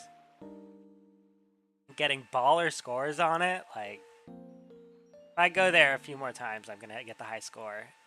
I know it. I just know it. Go there. I should go there like as soon as they open and just hardline pinball all day during a weekend. That would be just fantastic, I think. Except I don't have a car, so I have to have a friend take me. And the friend I've had take me these past 2 times, he's also working on a high score for something else in the arcade. But he probably doesn't want to be there as long as I want to be there. I get full force. I need to keep playing this so I can get the high score, you know?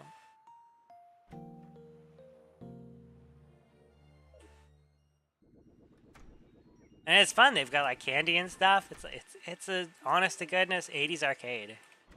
It keeps giving me the crimson fish. Why is it giving me these two fish so much?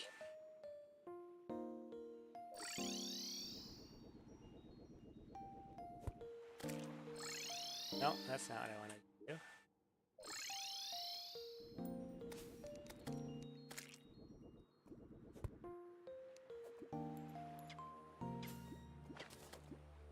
There it is.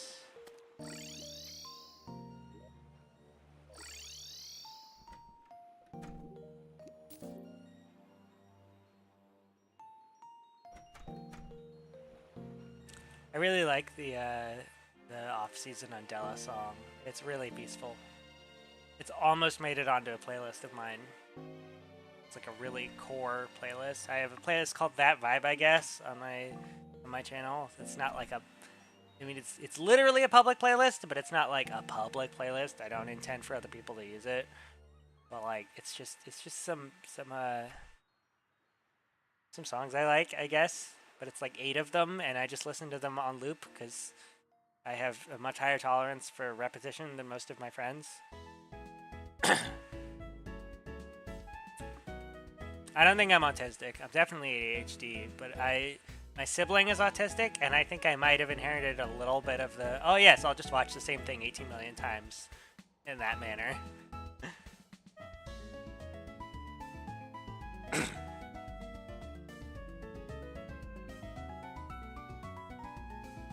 There's some evidence to suggest that siblings of people with autism, like people close in the family to someone with autism, score, even if they don't have autism per se, score higher on tests for autism subsyndromically than the average person.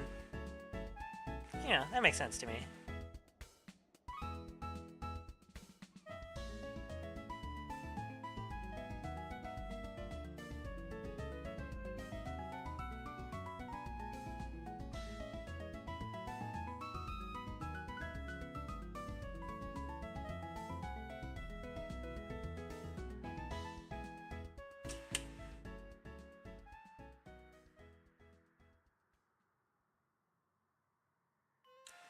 Anyway, I am really looking forward to killing Dukefish on later.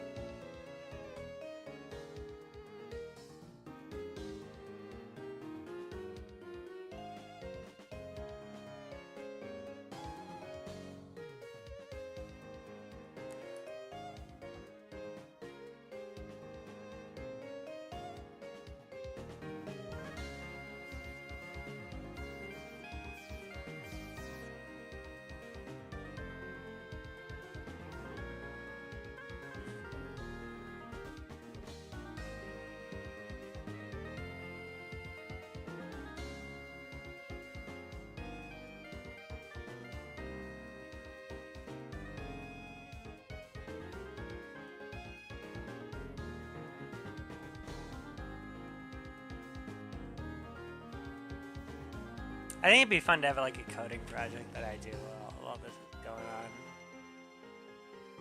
I pull up, I don't know, VS Code or something.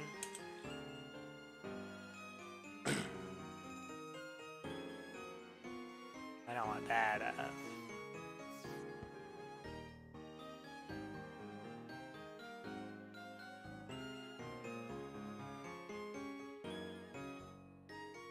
I don't know, is there anything I want to work on code-wise?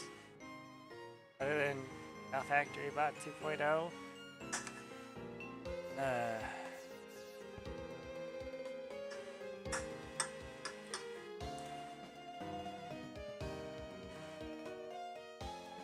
I think it'd be fun to have like a chat overlay that I can see in addition to my viewers being able.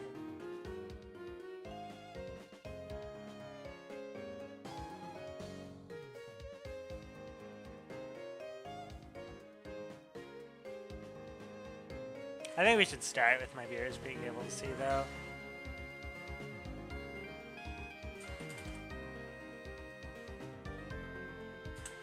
Someone's already done all that work for me, so.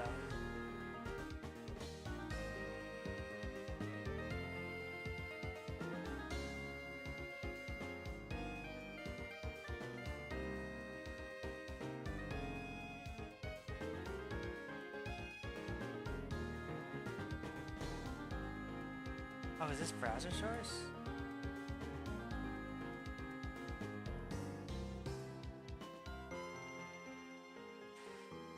Oh, look at that.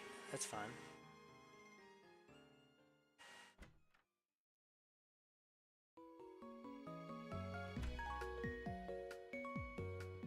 Oh, hey, I can grab another fish, can't I?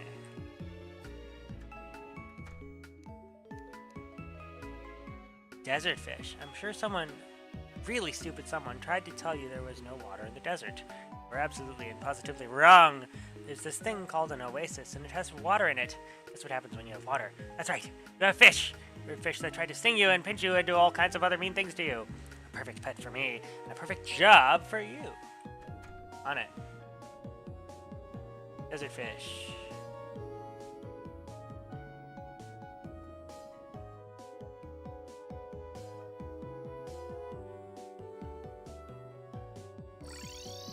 So just go from here.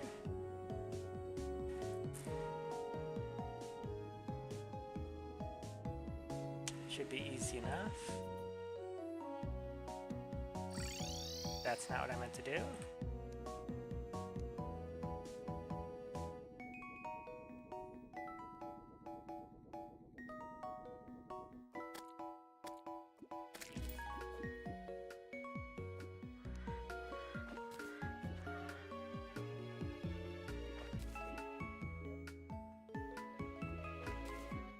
There it is.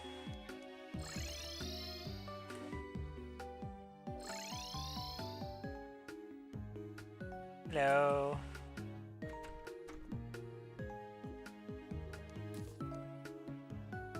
Another bottomless water bucket. Probably good to keep that, because I lose stuff really easily. Another golden fishing rod. That's nice.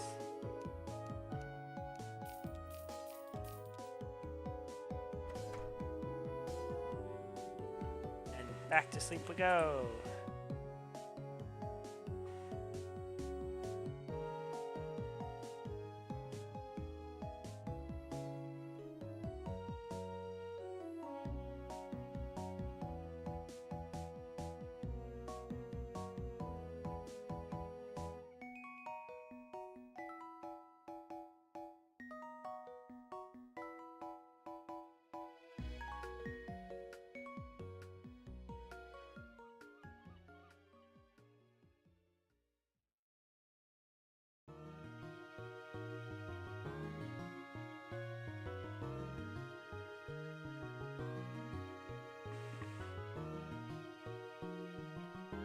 These are like style generators. I don't want to style.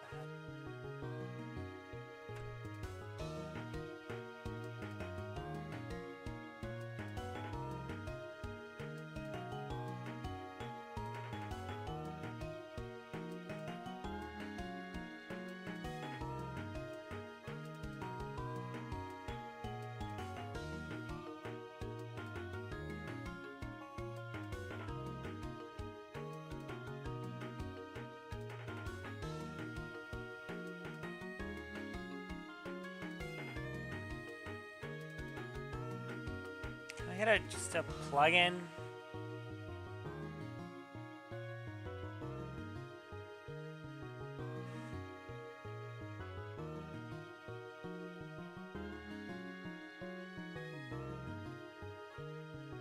There's like a widget thing I can use, and then I host it locally, which is always wonderful.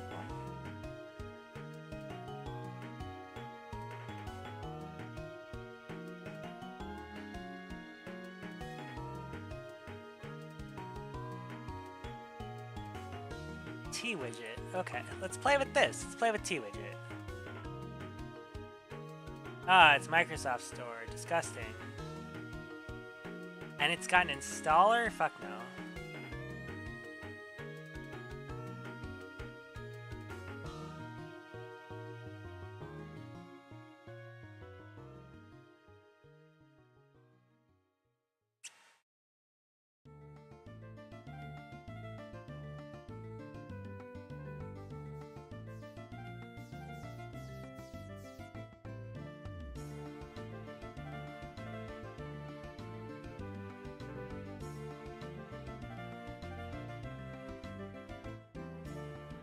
Oh, browser pop-out chat. Okay, that's simple enough.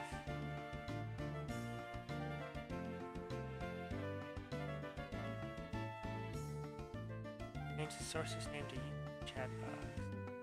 Okay.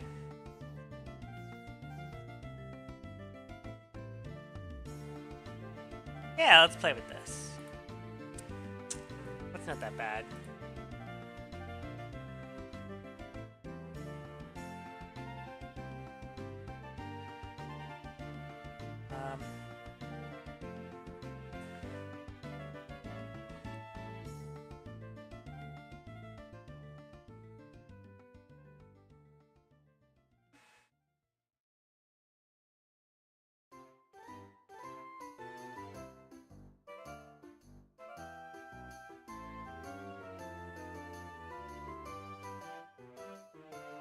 Hold on.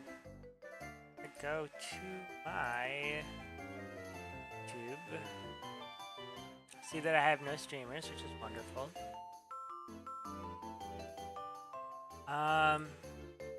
It's gonna make me give my video every time in the...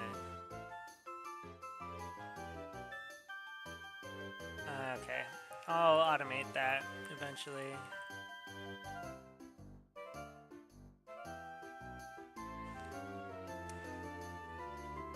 Oh, you can give custom CSS. Look at that.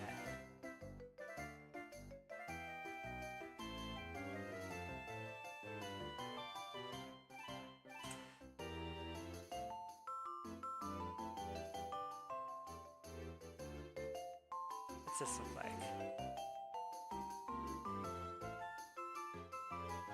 Hello. I can make this much smaller.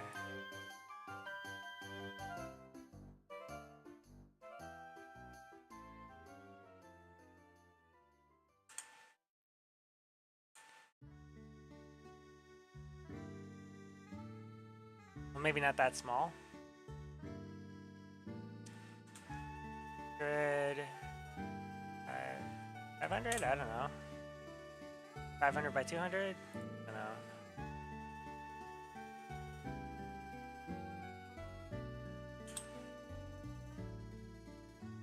I did something wrong.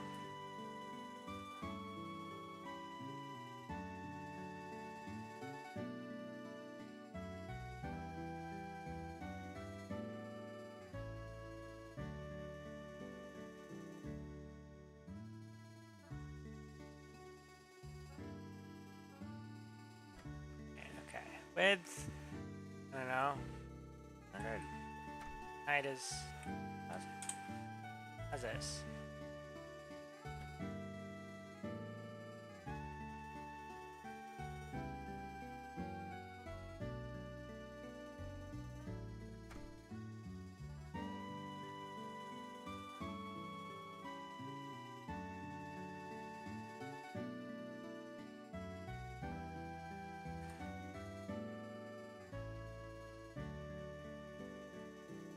I don't even want this by default. I'm gonna get rid of this.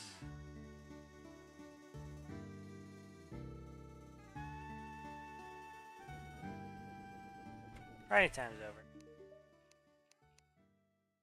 Harpy fish. You get them on surface too.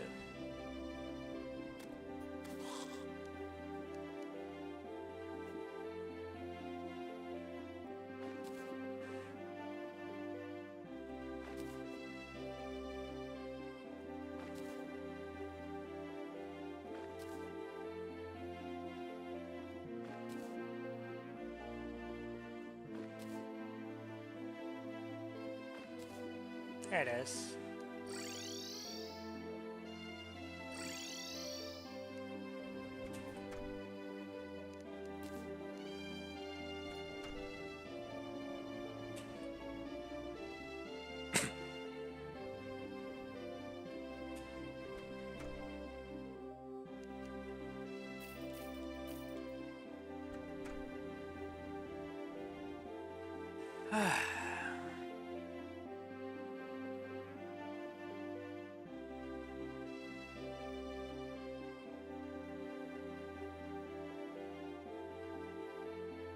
Tired, but I'm gonna keep fishing for a bit. I'd like to make good progress.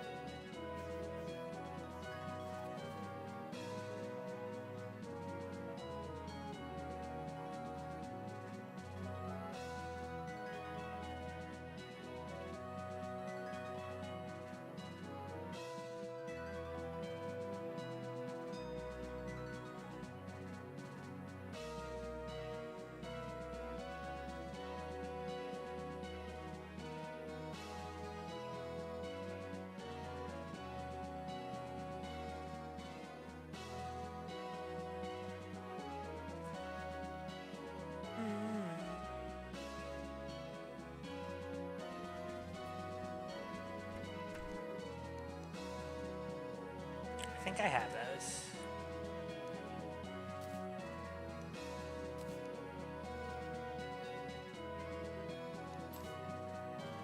Nice. Yeah, I'll keep the fish costume. Maybe I should, maybe I should equip that for the next challenge.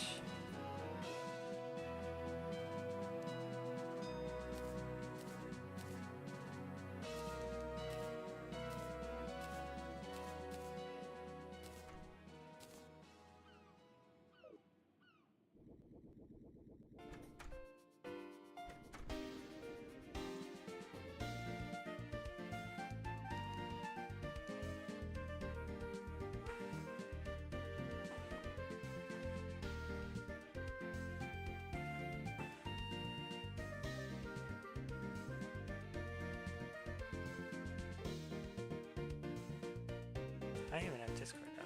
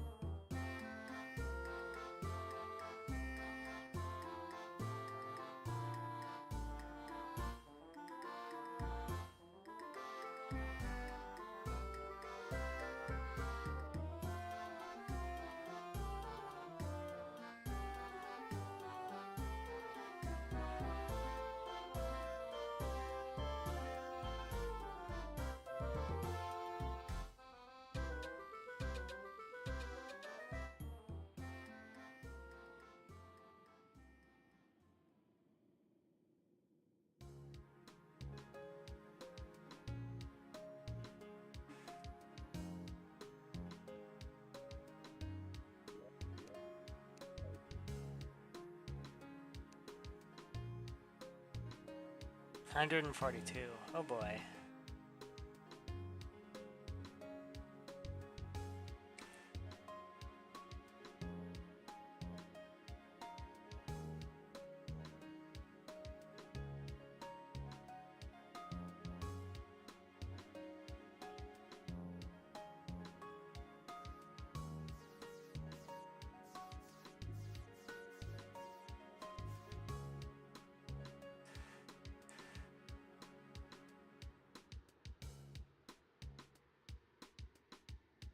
Wonder how many people have actually done Supreme Helper Minion.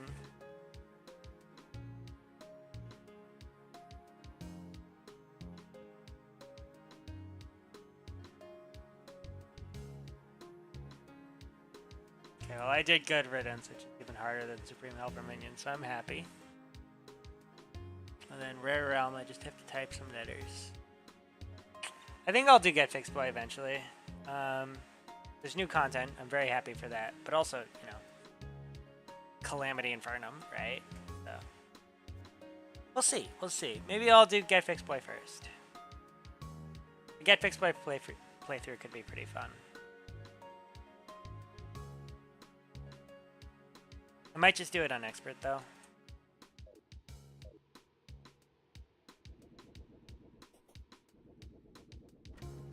Yeah, there's a point at which it gets, like, grindy. For Grand Tundra, I have that.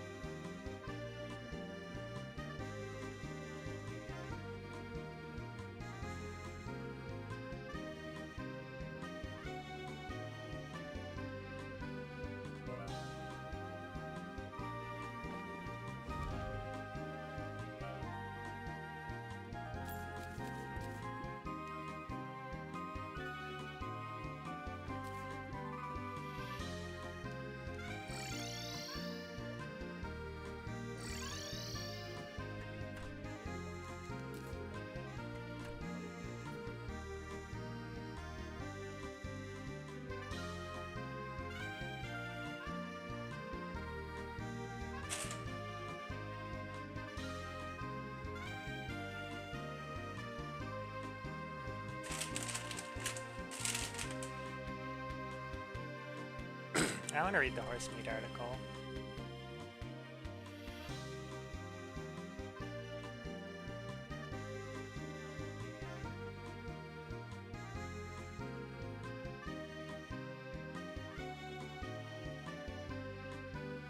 Nestle removes... Oh no, I'd have to mess with New York Timesy stuff. Oh well. Like I could, but I know how, it's just annoying.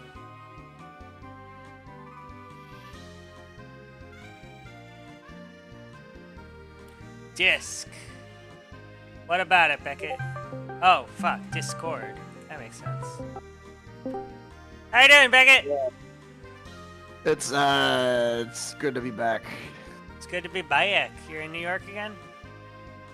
Yeah, but I was more talking about the stream. Oh yeah. All No, fuck yeah. Yeah, I know. I read the comments. I've been around. You might be my only viewer right now. I'm not even watching it. Yeah. Oh boy. It's out of love, really. Uh-huh. No. Have you seen? What's up? Forgore. You didn't watch Mushoku Tensei, right? No. Remember, because you keep telling me about how I shouldn't watch it and how terrible it is until it gets good, but it's not worth it. What's weird is that I feel like, and I feel like if I spoke to myself when I told you not to watch it originally, I feel like I would have had the same opinion.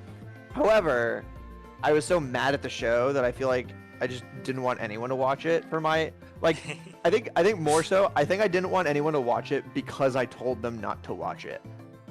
I'm not watching it. But now, I think it's like a good degen show, but but you don't like really do that. I don't know. I haven't heard you like. Really... I only do that as a meme.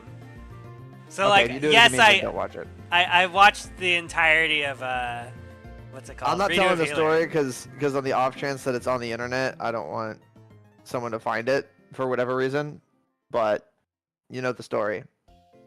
I know a few stories. You want to DM me? Which one you're referring to? We have a The lot of cat stories. one. Cat one? Yeah, that's one of them. Yeah. Yeah. That's always the one that gets brought up. Okay, no, but 'Cause- the problem is if we just say the cat one, viewers are going to infer bestiality. No, I was playing Nekapara and friends walked in. Yeah, but like, Reading it aloud with another friend. yeah. I think Zach is probably that's the one that Zach quotes the most. Yeah, it's pretty funny.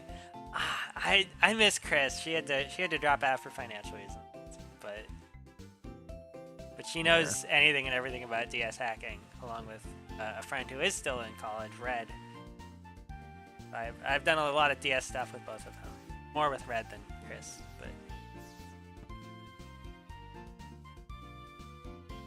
but no, yeah, it was fun.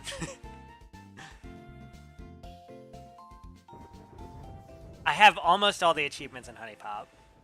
I'm close. I haven't played in a while though. I'll have to do that. That's not something I can stream on YouTube though. Mm-mm.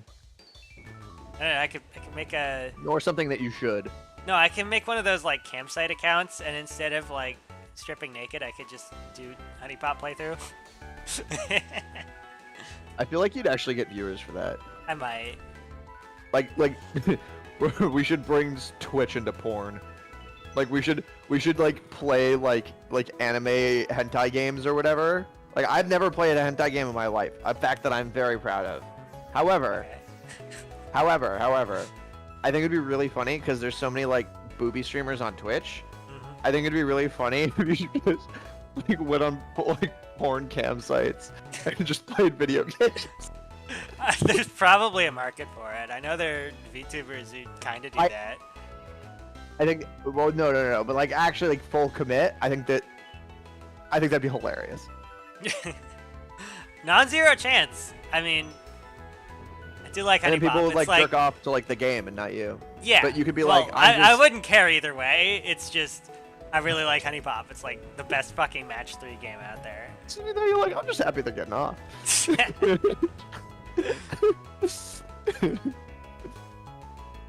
That's hilarious. I want to recode a safe for work Honey Pop. Honestly, I want to just take the entirety of the game design, including like date gift choices, and just recode it all, no porn, so I can just play it in public because I'm addicted to it and it's buggy as is, and I know how I can make it not buggy, and I really like it.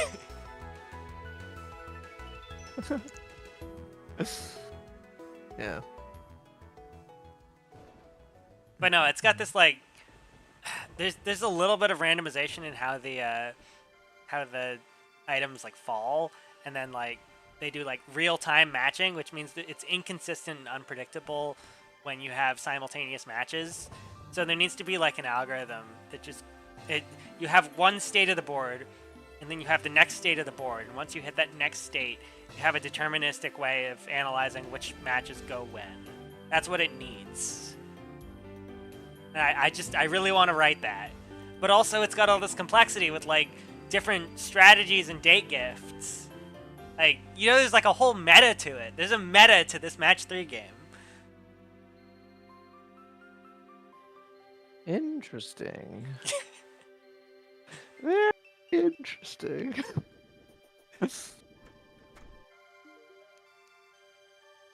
Oh yeah, and I have a highly rated review of Elf Girl Pinball on Steam. Wait, what?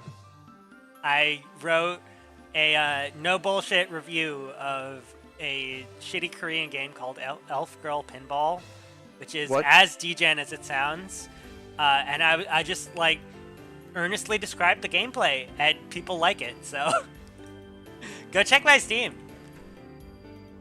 So I'm not checking your Steam. That's insane. You just send me a screenshot. I'll find it later. That's fantastic.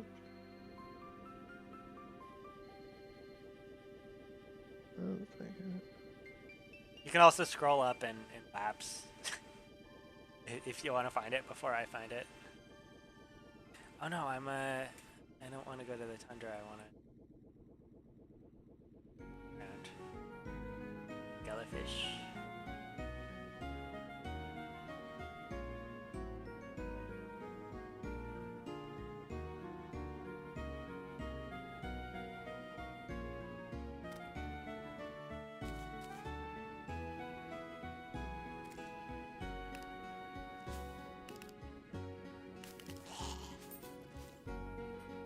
But yeah, I'm in the grindy super post game, so I'm just fishing a little bit before I start my next like project in Terraria, because I wanna get all achievements.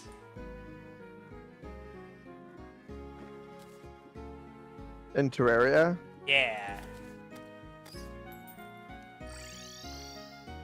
That's wild. Almost there. Oh, I got a second fish costume.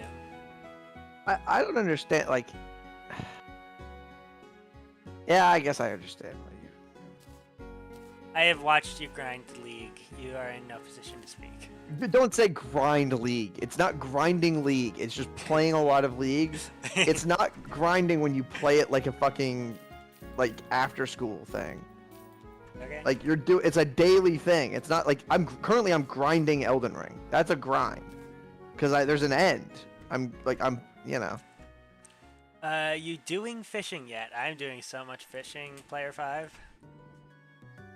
We also read the corporate rap sheet of Nestle, and now I'm hanging with Beckett because he read Discord and they called me on Discord. And what am I gonna do? Not pick up?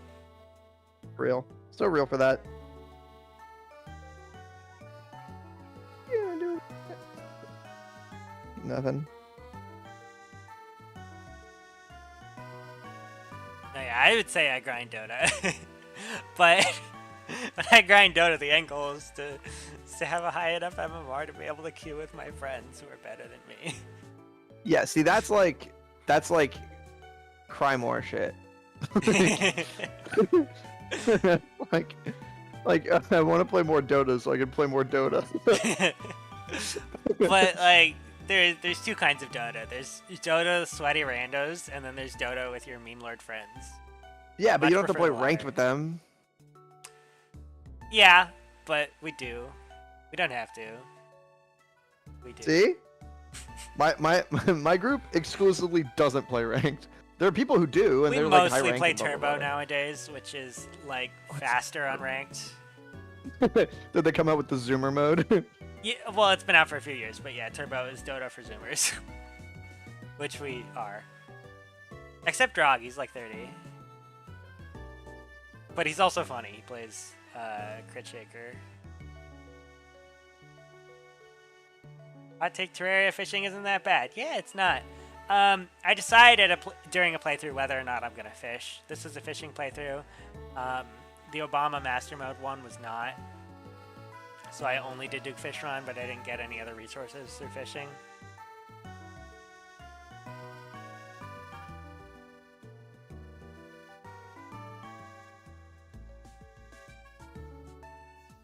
I've also been playing a bunch of Pokemon. Really, the quests are only the annoying part. Yeah, I wish they didn't delay the quests by a full in-game day. There's a mod that undoes that, but I'm not cracking open mods until at least after my Duke Fish Run challenge. But Calamity Infernum is on the docket. Another solar eclipse? Get out of here.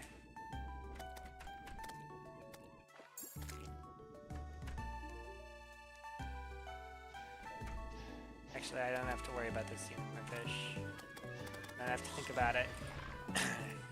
The day is going to be over very shortly.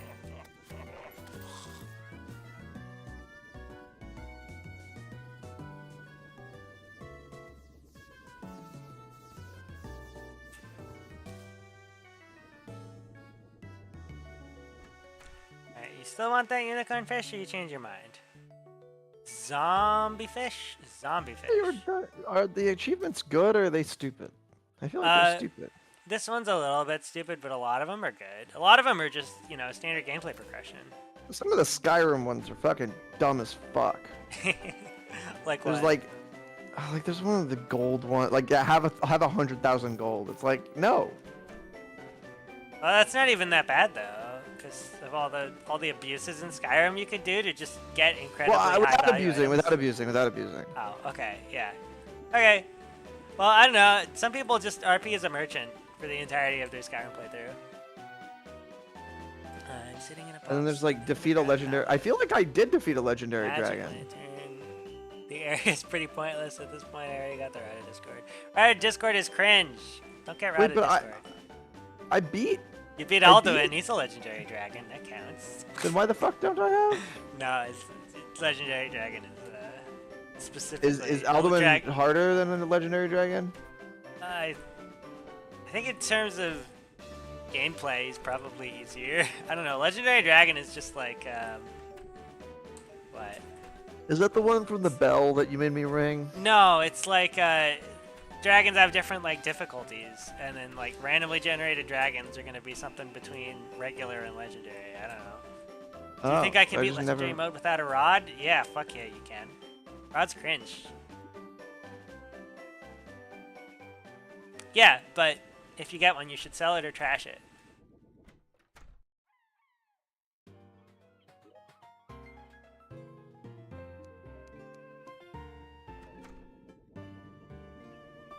I should make that. Hello key, that's fun. There's an achievement for, I think, riding a unicorn and firing a rainbow gun. Then there's another achievement for crafting a rainbow rod, which is a different item than the rainbow gun.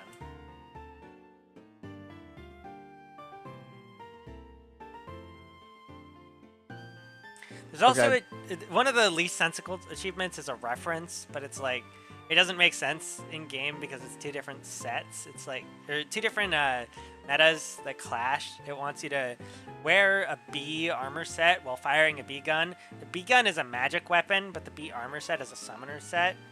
It like kind of works. Like you can pull it off, but it's like two different things. And also, there's no reason you would get a bee set when Obsidian is a pre-boss. I severely misjudged what time it was and must go to bed now. Good night, Beckett. Night night.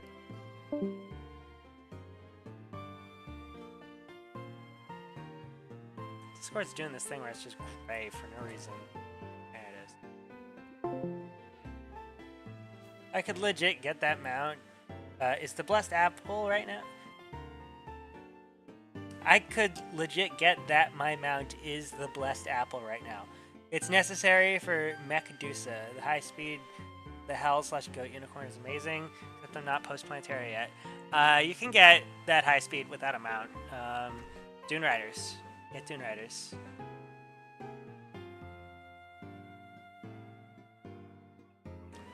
My Duke Fishron Arena is designed entirely around Dune Riders for getting max move speed.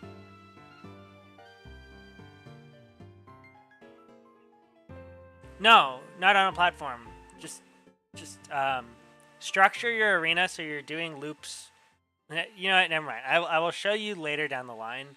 I haven't done it with Plantera or whatever boss you're wanting to do, but I've done it with Duke Fishron, and that's all you need.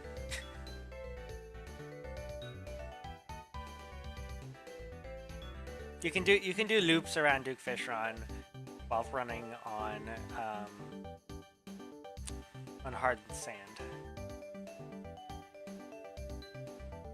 Oh, I'm not sleeping. What the hell? Did I pass a full day, or is it taking forever? Okay. There we go. Now we're sleeping.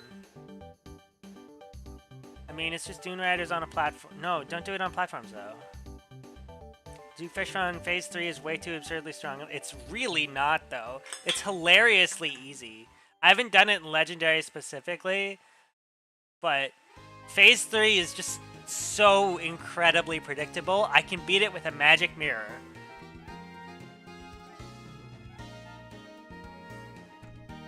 Look, I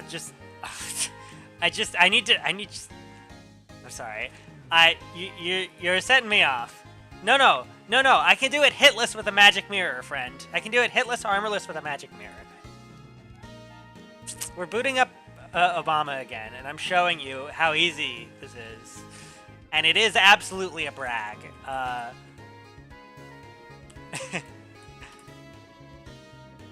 And I mean, I'll keep on my funny armor, but you don't need the funny armor.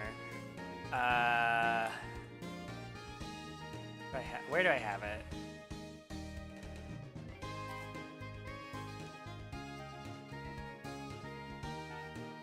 Yeah, I guess.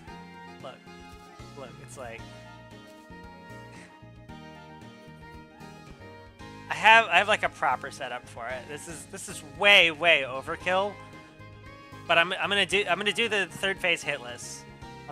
I'm just gonna show you really quick that it's incredibly easy if you just know your timing. Where's my seashell? There it is. Do I have truffle worms? I don't have truffle worms. No, I hardcore practice this. You just don't get hit. Like, I know that Sorbet Cafe put out that funny video about menacing versus warding, and I am watching it, and I am fully appreciating it. But there's something special about just not getting hit, and I don't have any truffle worms, so I actually have to go back. Oh, yeah, okay, so you don't need a slime mount for it, and you don't need teleporters for it. Both of those are post-boss, and I can do it without boss items. At least the third phase. The third phase is so easy. Third phase is hilariously easy. Hold on. It's just a little tedious, because you need to get your timing right. Where are my truffle worms?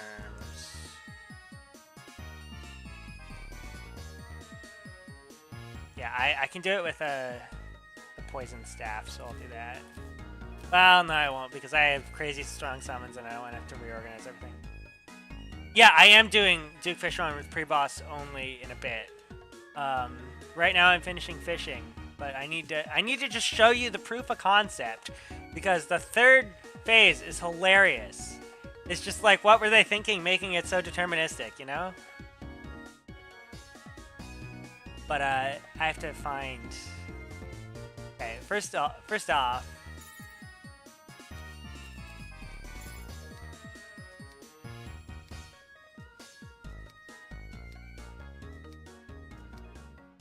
Ooh, okay. Sorry, I'm getting distracted. I need that. Fledgling wings are pre-boss even in Further Worthy where sky chests are locked. Yeah, but I don't need wings for this. Because I have cloud blocks. Which means I can use slots. I can use other stuff in my slots, because slots are limited. And actually, I might not even use Menacing. I might use Quick. This move speed is the biggest thing. Where the hell are my truffle worms? Don't tell me I have to go get another truffle worm. Please don't tell me I have to go get another truffle worm.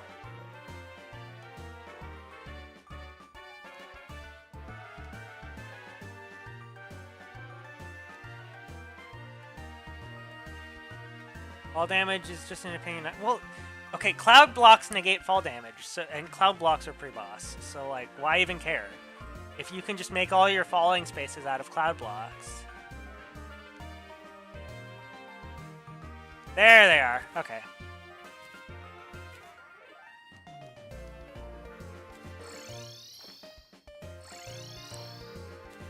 So this is just a demo. I'm not going to be doing the entire fight now. I'm going to have my Zenith and a few Terraprismas. I don't need them all.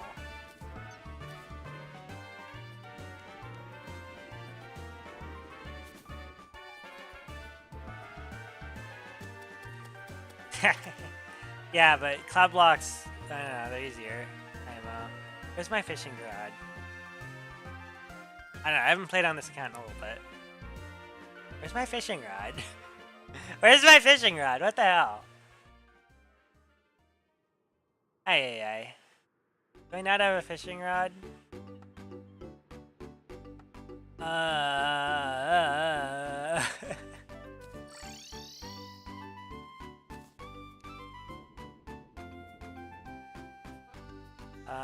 I'll just ask the mechanic for hers. You can use a wooden one, it doesn't matter.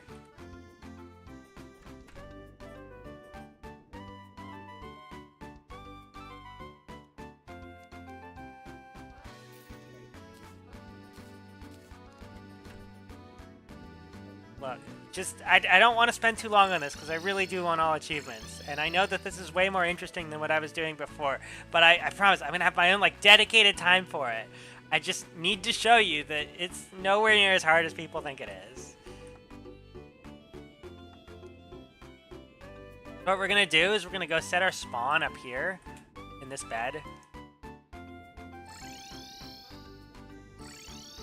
And this is our cheese machine. It's not even cheese. I mean, it's cheese, but it's like everything is cheese with this thing. I'm deep into hard mode and I still use the Magiluminescence because I opted for Crystal Assassin. Yeah, I used Spider when I did it. That's how I align myself. And I mean, it's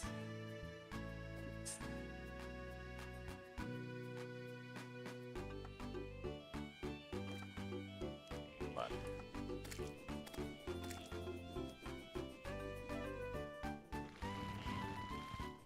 You see this shit? See how easy this is? You don't even have to be that fast.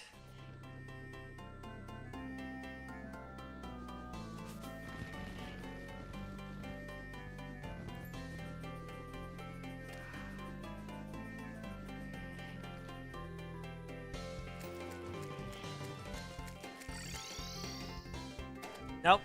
2. 1, 2, 3. 1. 1, 2. 1, 2, 3. 1. 1, 2. 1, 2, 3. 1. 1, 2. 1, 2, 3. 1. 1, 2. 1, 2, 3. I haven't seen anyone else do this. 1. 1, 2. 1, 2, 3. 1. 1, 2. 1, 2, 3. 1. 1, 2. 1, 2, 3. 1. 1, 2. 1, 2, 3. 1. 1, 2. 1, 2, 3. 1. 1, 2. 1, 2, 3. 1. 1, 2. 1, 2, 3. 1. 1, 2. 1, 2, 3. 1. 1, 2. 1, 2, 3. 1. 1, 2. 1, 2, 3. 1. 1, 2. 1, 2, 3. 1. 1, 2. 1, 2, 3. 1. 1, 2. 1, 2, 3. 1. 1. Okay, there you go. What did I tell you? Duke Fishron is so easy, okay? This is why I'm very confident that I can do him pre-hard mode.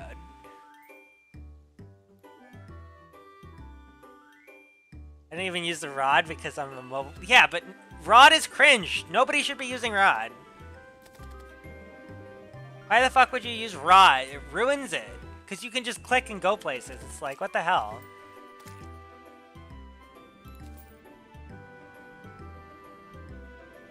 I used to be a mobile player. Good times.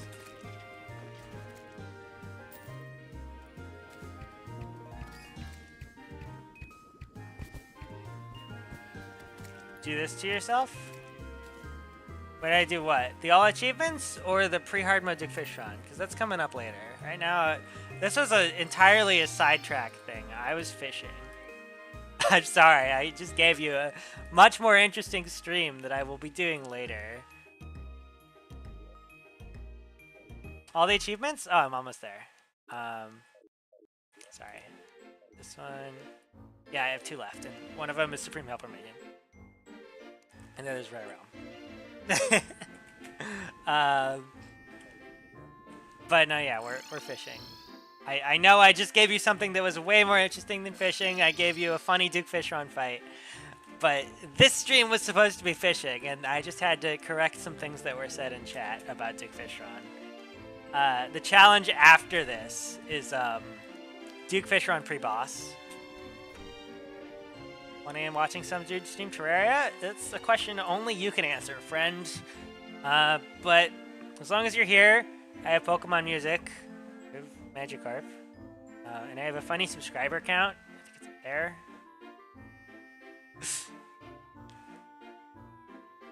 Oh, goodness. Anyway.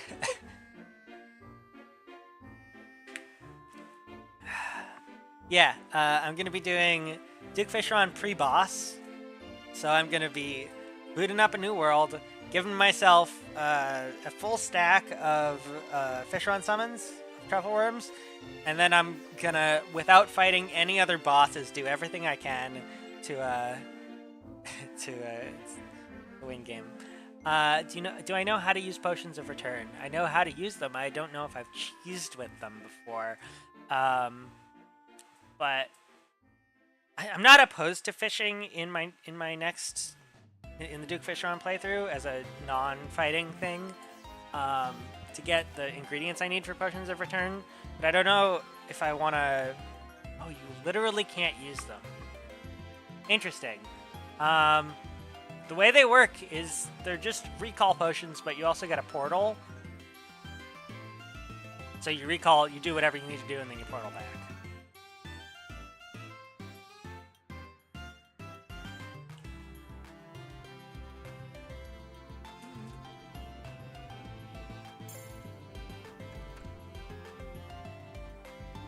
Tried tapping the portal, it never works.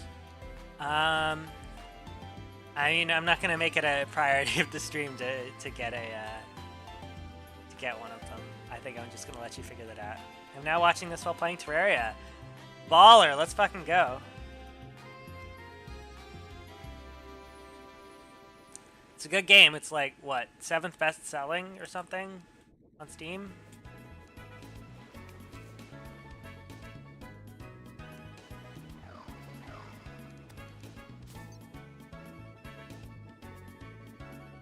Absolutely respect for playing it. What mode are you playing? Are you playing like Master Mode? Standard, Casual, Classic?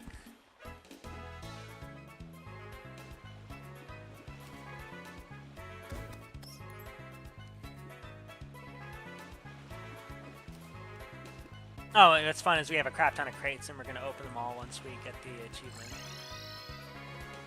Two achievements left. One of them is Supreme Helper Minion. And the other one is Rare Realm. And Rare Realm is just kind of a formality.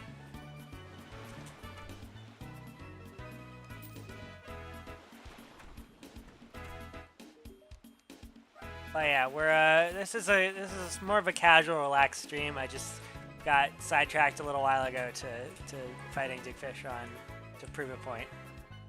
Yeah, I know. Rare Realm is easy. I'm saving it for last.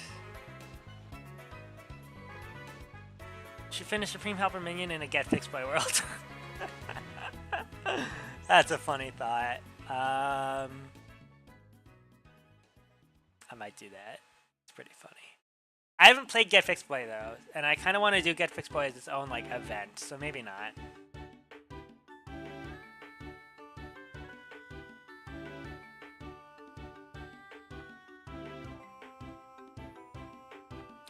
But yeah, I don't know. I actually don't know what I want to do first. I definitely want to dip my toes into Calamity, but I don't really feel like I've beaten Terraria if I haven't beaten Medusa, you know?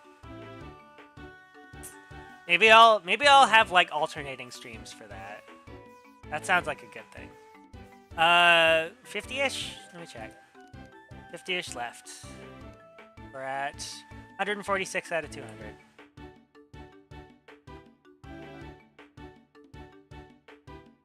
I'm ruining my regular Terraria experience by getting too good at Get Fix Play.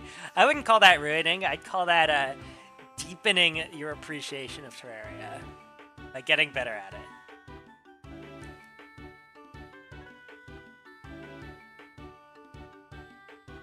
I'm playing in a medium core character expert world.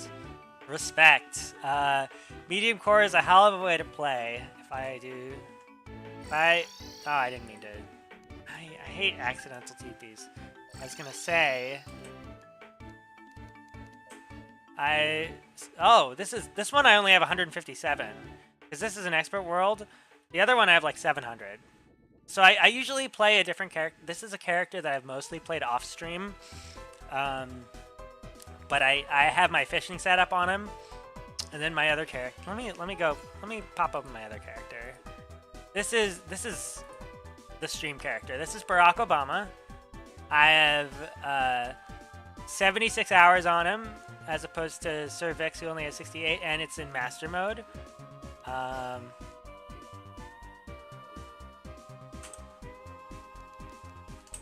And 571 times on this one. So this is my first master mode play. Yo, what's Obama's last name? It's a good fucking question. Maybe one day we'll find out. I'm sure Biden is working on that one now. You know, Biden spent all this time as vice president trying his best to figure out Obama's last name, and he never could. So now that he's president, now that he's into his final year as president for his first term, and he doesn't know if he's going to get a second term, he's got to figure out, like, most important, most pressing, he has to figure out Obama's last name before he gets out of office while he still has access to all the secret records. It's the number one priority in America right now. What is Obama's last name?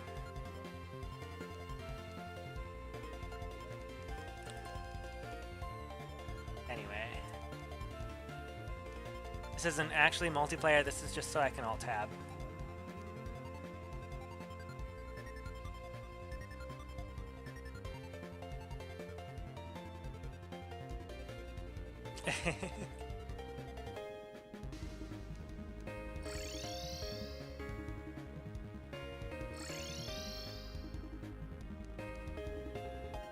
And I think it's a new day.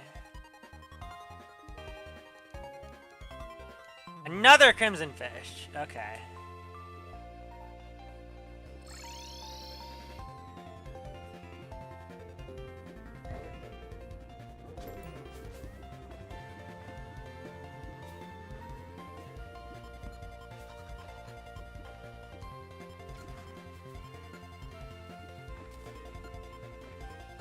Yeah, once we finish the fishing thing, we're gonna open all of these crates at once.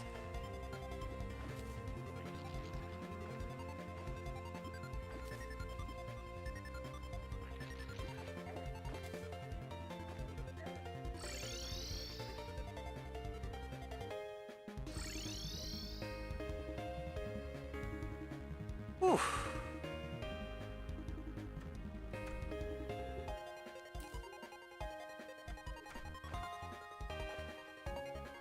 Let's go. Up we go.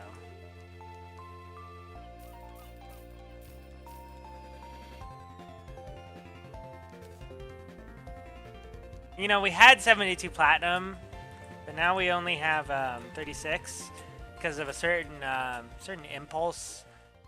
Certain impulse. I just felt like I just wanted I just felt like I just, you know, just felt like that was something that was very important to me. Did you know that I have 117 amazingly awesome fish now? You actually have more than that, just some of them are in other worlds.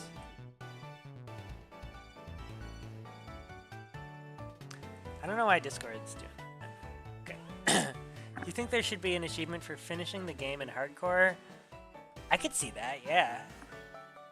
I got my hands on 38 platinum, the most I've ever legitimately obtained, probably. There are tutorials out there for incredibly efficient farms.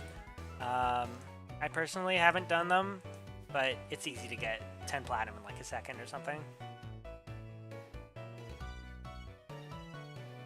10 platinum in a minute, excuse me. You just have to be specifically going for it. Also, if you're less technically savvy or don't like following YouTube tutorials, you can just continuously spawn pirates because they give you a lot of money. Also, fighting Moonlord and winning gives you like 3 platinum per. So if you want to do that like 10, 20 times, there you go.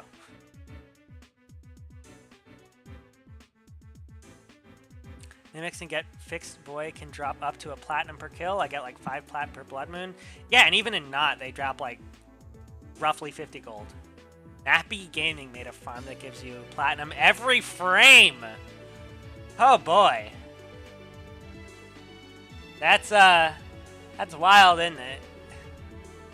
Obama's farm is it's not even like technically interesting at all. It's just, I mean, it still uses the spider walls, but he just sits in a little crimson box next to a water candle, and then his summons kill spiders down below. But it's not particularly efficient. It's just, I only needed it to get spider armor and like some money. I didn't need crazy amounts of money.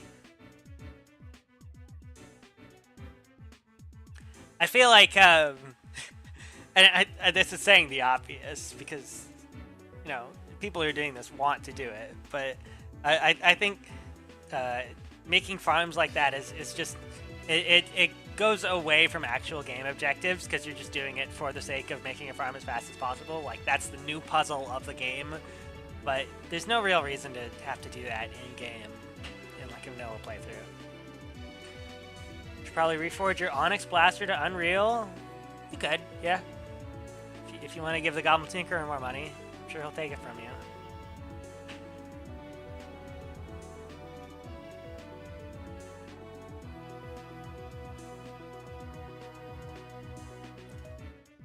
So I'm really close to beating Soul Silver. I don't have a capture card, and I do play on a legitimate DSi with a legitimate card. So I can't show you, at least not easily, but I'm training up to beat Red right now. That's fun. I have a Miss Magius named Glass. And I named my starter, which is a Totodile, Pretzel, but I haven't even leveled him up to a for Alligator. He's still this middle stage. And I got a Larvitar, named it Azure, like, for reasons that have nothing to do with the color. It's a very loose, obscure reference to a song. But I have a Larvitar, which I've evolved into a Pupitar, and I'm now just training to get him to a Tyranitar so that I can have a pseudo-legendary. And then I have a shiny Lugia, which is fun. I usually Shimmer Reforge my Terra Spark boots to an Ankh Shield and Goblin the rest. Yeah. I don't know. I think part of the fun of Terraria is seeing how shitty gear you can do a particular task. Like, great. I'm skilled enough that I can now do this with even less gear, and even less gear, and even less gear. And then your ultimate go to Chad, and you can do it naked with no accessories, you know? Using a copper short sword. And like, I really respect and appreciate all the work that Sorbet Cafe has done on his low damage runs. But I think a lot of it, you know, uses significant armor and other accessories that don't deal damage but make it way easier for him. So a lot of it's just AFK. It's not bad. It's just commentary on what he's doing. So I think part of the fun is making it harder for yourself, less armor, no hit playthroughs. I'd love to see no hit with no.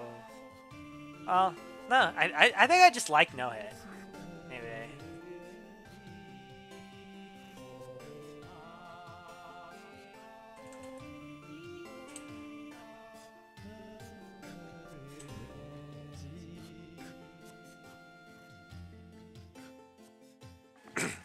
I'm about to attempt fighting Mechdusa with no buffs because it's a natural spawn. Good luck, friend.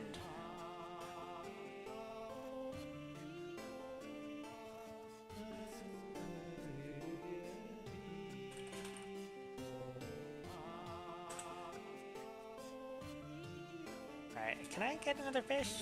Have I waited long enough? I haven't actually been paying attention. I can! Caught in desert.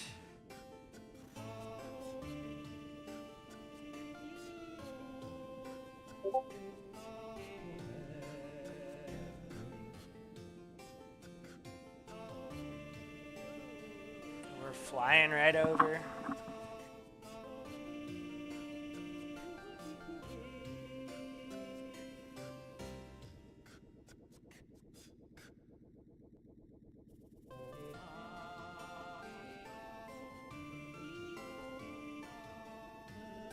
This is the best, one of the best Gen 5 songs.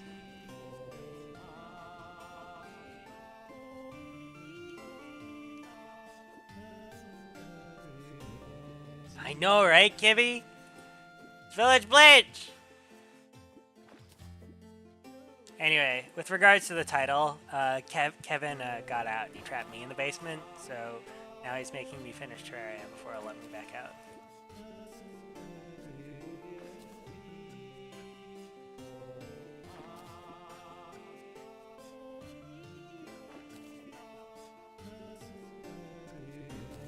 There it is. Turntables have. Died. Damn. Well, better try again. That goes.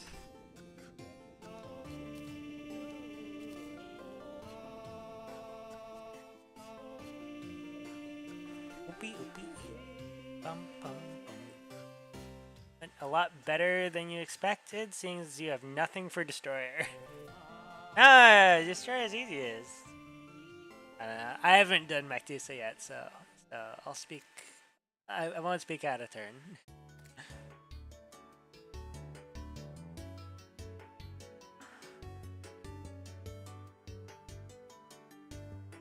I have pickle chips. About like 3 bags of them. Good. They taste like pickles, but also chips.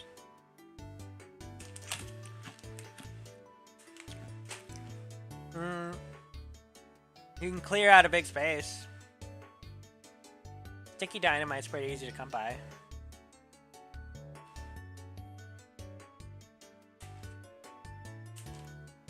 You don't have to use the Stormbow though. There are other ways. There's lots of Destroyer cheese out there.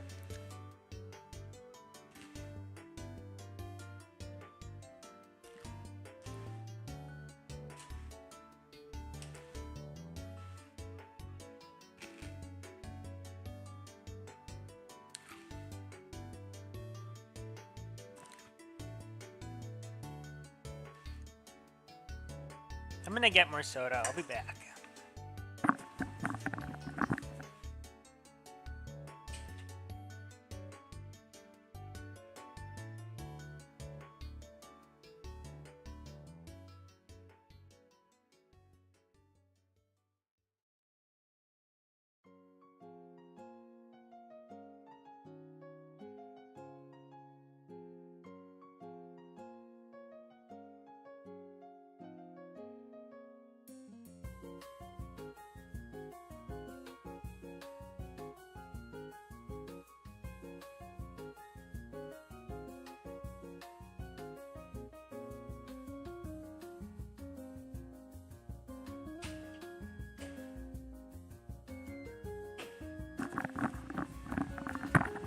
Hello, Creeper Gaming 92.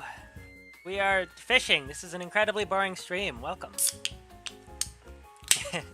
We had a brief stint where we fought Duke Fisheron to prove a point, and now we're back here.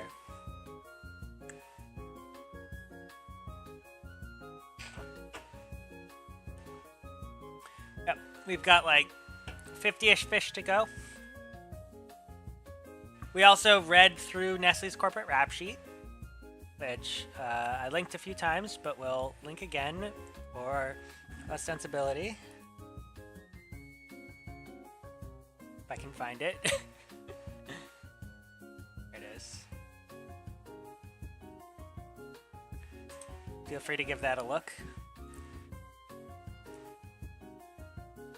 I appreciate your characterization of my stream.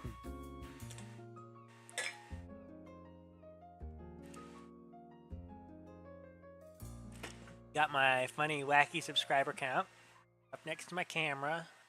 If I look this way, do I see it? Is that what that looks like? Oh, and I can get more fish now. I think I already have this one. Yeah, we're all good on this one. Oh, and I have a scarab fish that I could have used for either of the last two. Got a what gag? A couch gag. That's a painting, okay. They just committed Die by Lava to test if Philosopher's Stone and Charm of Myth stack. They do not. No, there used to be cheese with that where you could swap them back and forth to immediately get rid of your cooldown, and they patched it.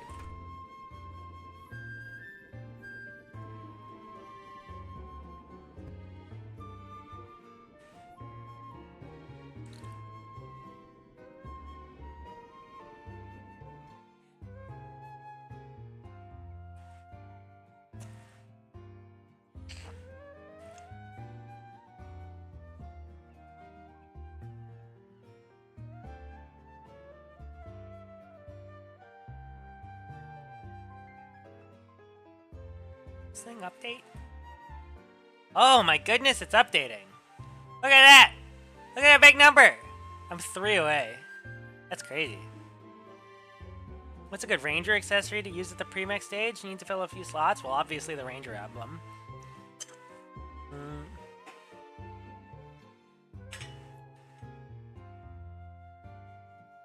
What's the best gear before fighting Eye of Cthulhu?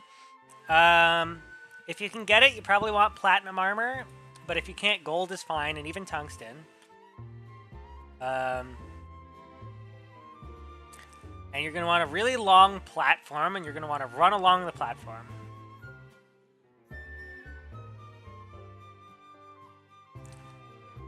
You're also going to want heart lanterns and campfires and health potions. And you should be fine.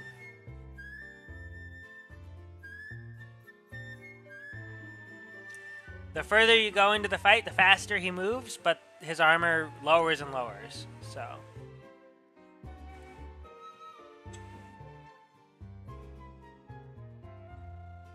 Also, if you can get your hands on food, it's very underrated. Food and like swiftness potions. I like swiftness potions. It's probably overkill though. Eye's not that bad.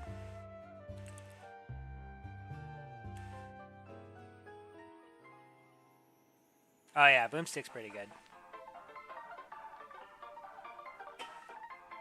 Well, look at that. I got another golden fishing rod. We'll watch your stream while I fight the boss. Hope me win this fight. Yeah, good luck, Creeper Gaming.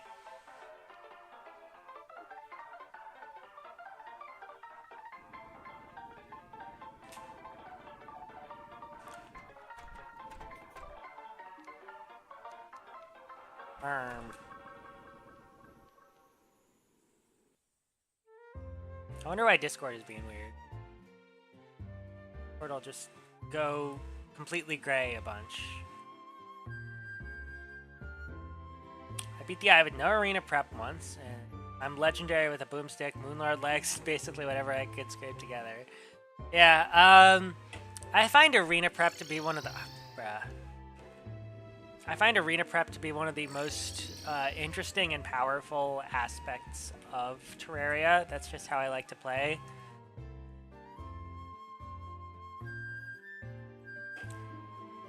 Although, I watched one of those funny, goofy asking AI how to beat Terraria challenges, um, and it forced this creator to use a particular arena, and I thought that was a really interesting limitation. I think this was I Like Cheese. It's got some funny, goofy Terraria content out there. So I think intentional arena limits are a pretty interesting way to play the game. But like, I like designing arenas around bosses. I think that's really fun. I just also don't really want to use teleporters. How effective would the Worm Scarf be for my loadout? Worm Scarf is always amazing. Brain of Confusion is always amazing. In hard mode, you can use them both. Pre-hard mode, Worm Scarf is better if you're using Potions of Endurance and other damage limiting, but if you're going for no hit or evasion, you want Brain of Cthulhu.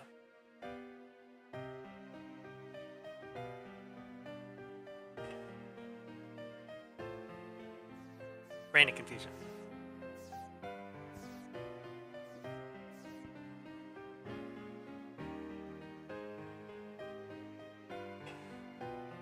Oh yeah, get fixed boy.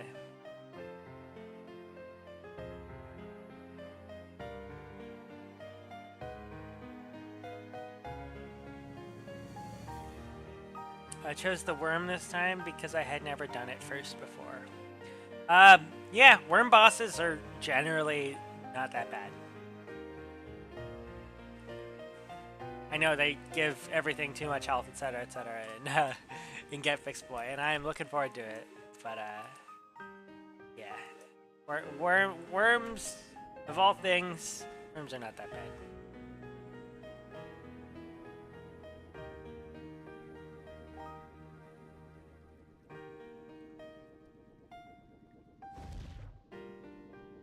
Spiky balls, yeah. Oh no, just don't get hit by the head. Same with Destroyer. Destroyer does like no damage as long as you don't get hit by the head.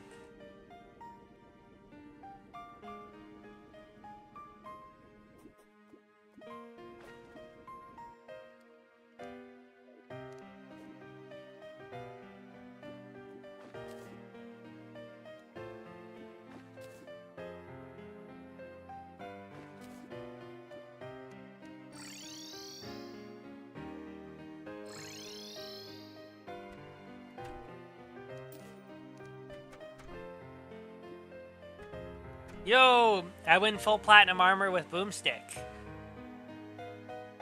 Yeah, so Sorbet Cafe just released a really interesting video about defense and how good it is and why you should use warding. But even before that, it was pretty common knowledge that like platinum armor trivializes the Eye of Cthulhu. Honestly, I forgot how to set up a good Eater Worlds Arena for the fight, so I struggled. Maybe using the Gladiator armor would have been the play, not the Ancient Shadow. I kind of want to get Ancient Shadow for my Duke Fishron because it does speed you up, and I do really value move speed. But in a fight as chaotic as Duke Fishron, I think it makes sense to go with a anti-knockback strategy, unless you have a funny special arena that blocks like projectiles, which you could totally make. Can you make that? Do the projectiles go through walls? I think they don't.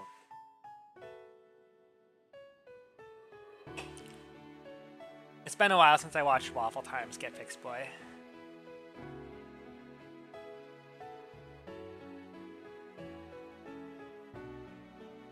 My channel might be creeper, but I'm never play Minecraft all. I'm too broke. So yeah, you can get the Minecraft source code just out there. You can play free Minecraft, you just can't join servers. Or you can join some servers because there's a server setting for server admins, which you can just check from true to false, which says, oh yeah, do you want to validate with Mojang servers? And if you just don't validate with Mojang servers, then Minecraft is just funny open source software that happens to not be free. Anyway, I just take whatever modifier I can get when I reforge. Warding, Menacing, or Lucky, those are the 3 best reforges. I went with a crit build, Mage, last playthrough. So the Sorbet Cafe video is a thorough and interesting defense of warding, which I fully respect, even though I personally am going with Quick on this next playthrough. I'm going to be zooming out with the crit build Mage. Yeah, interesting. Lucky is better than Menacing, not gonna lie.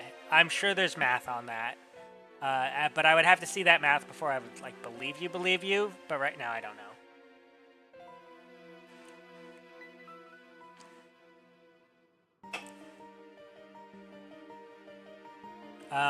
What I do know is go fast fun. Zoom. No? Go zoom.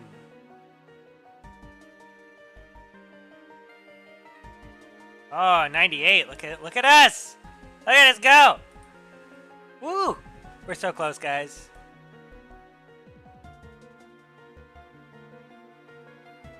It's a lot like warding. More of it is more effective. I mean, sure, yeah, but like, no, I would have to see the math, though. I would have to see the math.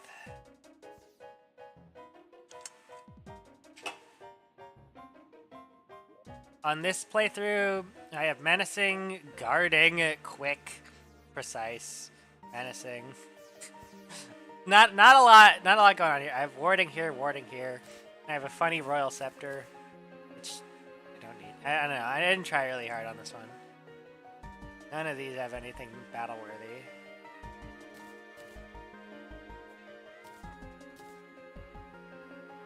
Got Frog Gear, which I probably should make into Master Ninja Gear, but whatever. This is just my old expert playthrough world. Pretty much all of this was offline.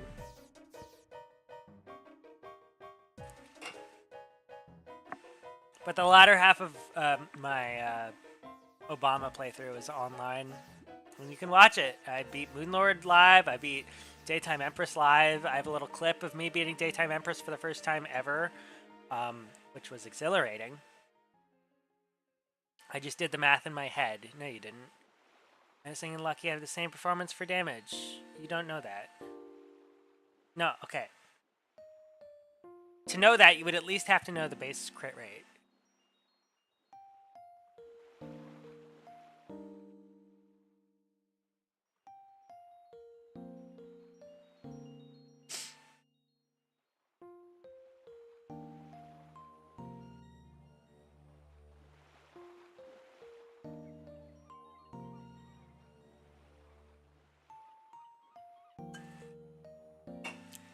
And the crit damage.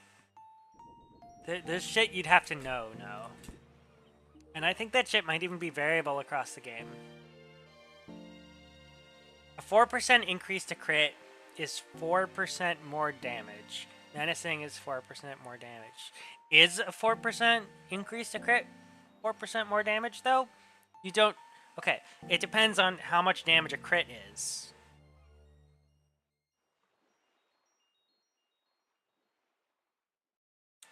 Well, it's that, and then it's how often are crits to begin with. So a flat 4% crit increase is 4% more damage if crits are exactly double. I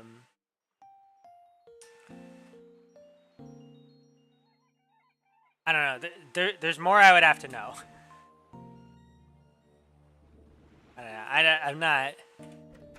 I don't want a big brain answer right now. I'm gonna be real with you. I already got my college degree. I already did enough math. Did you know I took linear twice? I think I also took some calc classes twice, but I've already forgotten. I really like math. I promise. I really like math. I just hate academic math.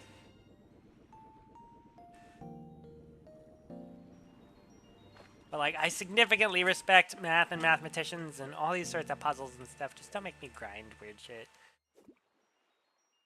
I mean, I'm smacking a target dummy and my crits are doing about double damage. Wonderful. Okay. If you take off all of your crit gear, like 100% of your crit gear, how often are you critting? That's the other question.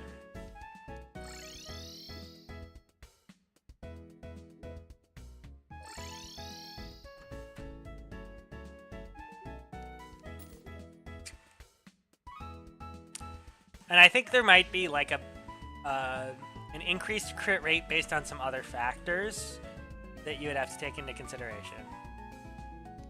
And then you have to say, okay, well, if I have more damage and more crits, how do those balance out? Because it's a multiplier.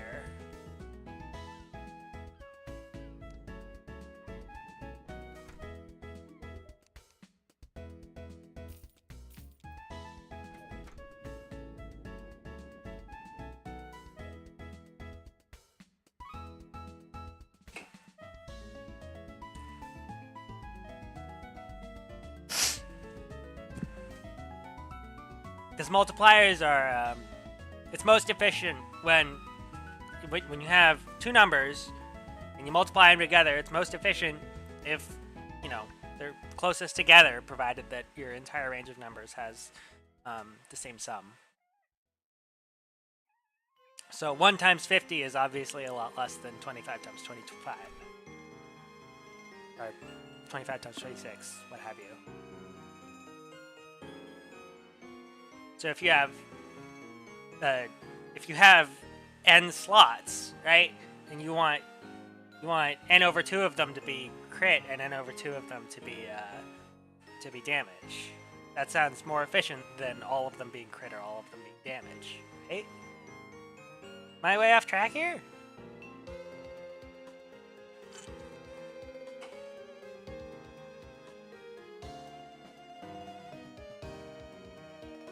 I will never get Terraria if I'm never befriends my best friend's dad buy me Terraria because he watched me see his son playing Terraria on his PC, even repair my laptop. No, it's fine. I'm really trying to work through your English. As best I can understand, your best friend's dad bought you Terraria because he knows you like it, which is awesome. Terraria's a good game. It's also cheap. When it goes on sale, it goes as low as like $2.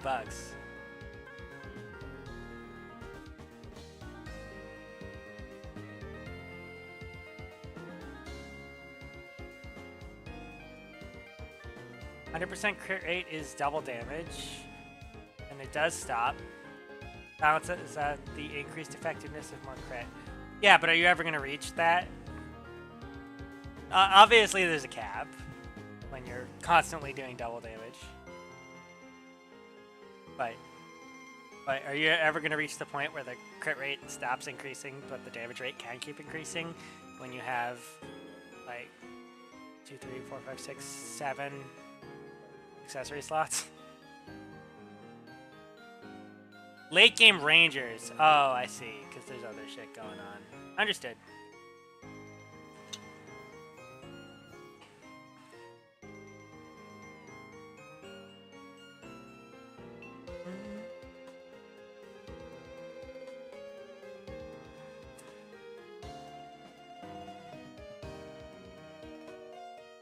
Oh, yo, so you know what I got? A little while ago, I was in California, and I went to a Barnes & Noble, and I got a book. And then, because I was already packed so full, I couldn't take it back. But my girlfriend just brought it. I have the first 2 movies worth of Madoka Magica in book form now. And I'm a big fan of Madoka Magica. I know a bunch of stuff for it on piano. Mostly the crit rate increases end at about 80% with Lucky Reforges. Okay.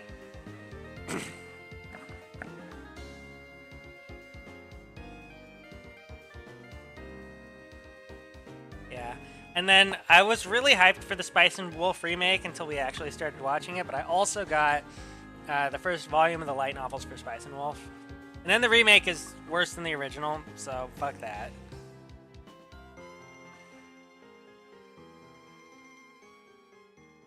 And then I've read half of the first volume of the Higurashi Go manga, which is fun. I'm a huge Higurashi fan.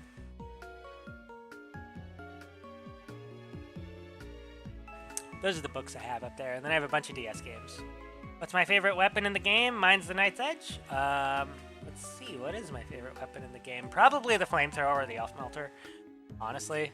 And I'm not even stealing that from everyone. When I was in middle school, I would use the flamethrower far past its effectiveness, just because it was a fun weapon. I know other people share my opinion, but I didn't even run into them until after I had already completely exhausted flamethrower. Surface Tundra! What's a Tundra Trout? Do I have one? Nope. Time to go to Surface Tundra.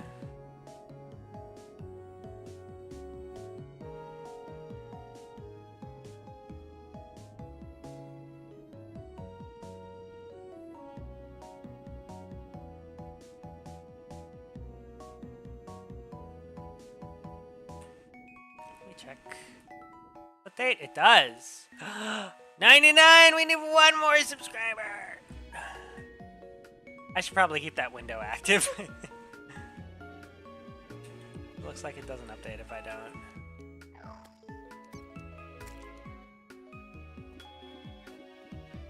Anyway, this has been a good stream. Never used the flamethrower. I plan to use it this playthrough. It seems like it'll be a nice crowd control weapon. Yep. The main thing though is you should do Skeletron Prime first of the 3 mechs if you want it. I run my hometown, only me and my best friend playing Terraria. Where do you live, roughly, Creeper Gaming? Don't tell me exactly.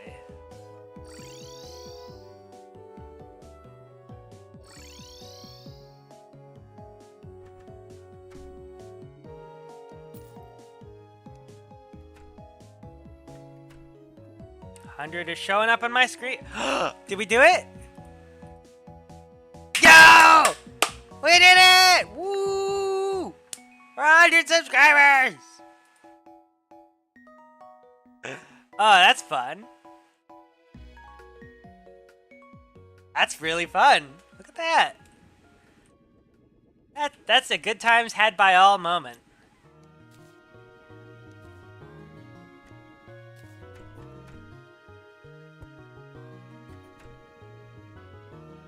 Decided to refresh and you saw 100. Yeah, YouTube takes a bit to update. That's fine. I'm happy. No! Oh, it hurts. Alright. Now I can skip to the next day and get another fish.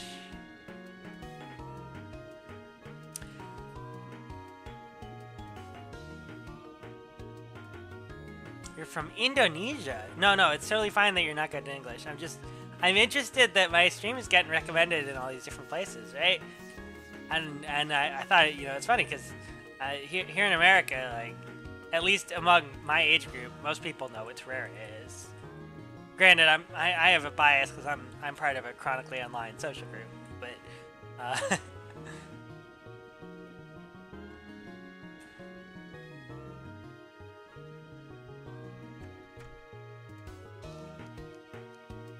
caught in the Hallow.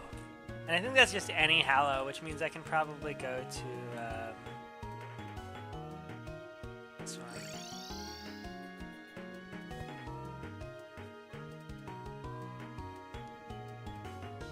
Alright, I can't fish there, I have to fish here.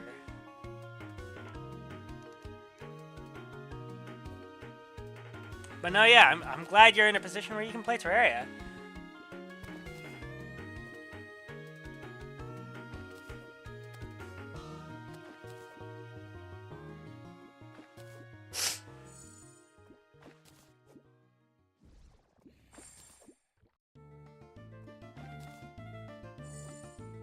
Swap to all warding. Yeah, that's what I recommend in most situations.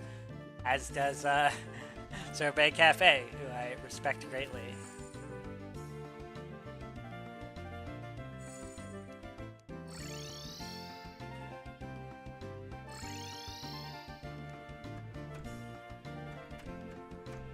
Crit rate of 42% isn't that worth it for such high difficulty boss. I think the aim of Terraria shouldn't be to make it as easy as possible, but to make it as hard as possible while still being possible. So.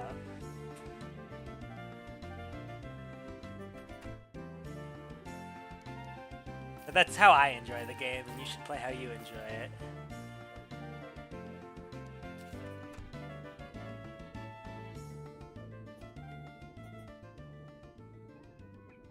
But you know, you got to start somewhere. So starting somewhere easy and then making it harder and harder and harder is very entertaining in my opinion. What am I at? 153.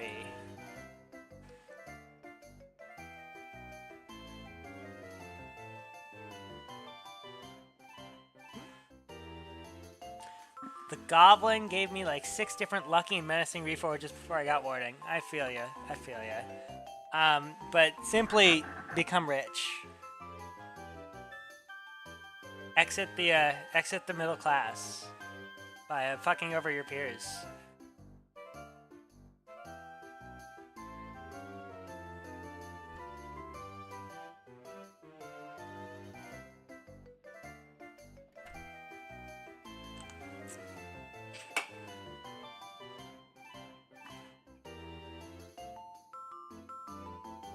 I think you should I think you should get more money from the tax collector if you buy a bunch from the Goblin Thinker. Hey, it's me, the traveling merchant. My name is spelled Aiden spelled the same way as this traveling merchant, so it's very entertaining every time I see this guy. Where is he?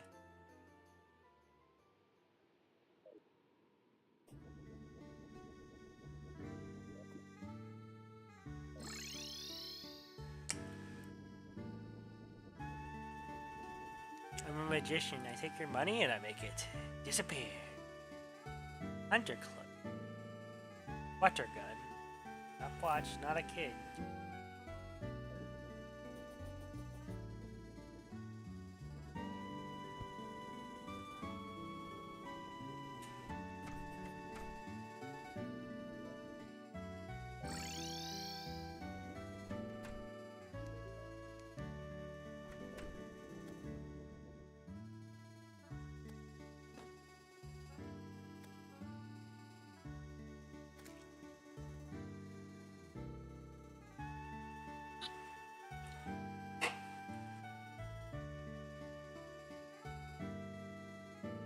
I'm happy. This is a good stream. I'm in a good mood.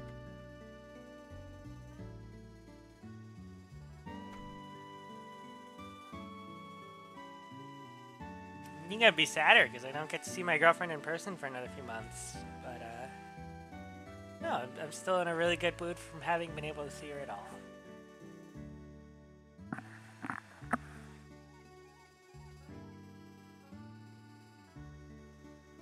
Just looked at the price to reforge my Harpy Wings. I am Shimmer reforging them. To have fun. I don't know. I think I'd rather just grind invasions than Shimmer Reforge. Shimmer Reforging is more tedious. But it's however you enjoy it. Bye, Aiden. Bye, me.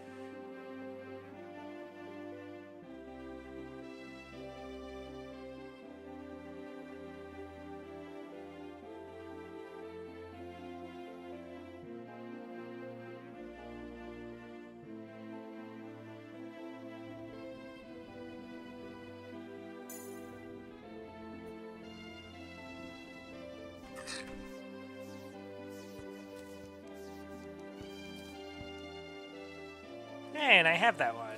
Dynamite fish. I have like no hard Mordors. Yeah, it's so funny. You don't need to do any pickaxe progression if you just beat the wall of flesh and then fish for titanium or whatever.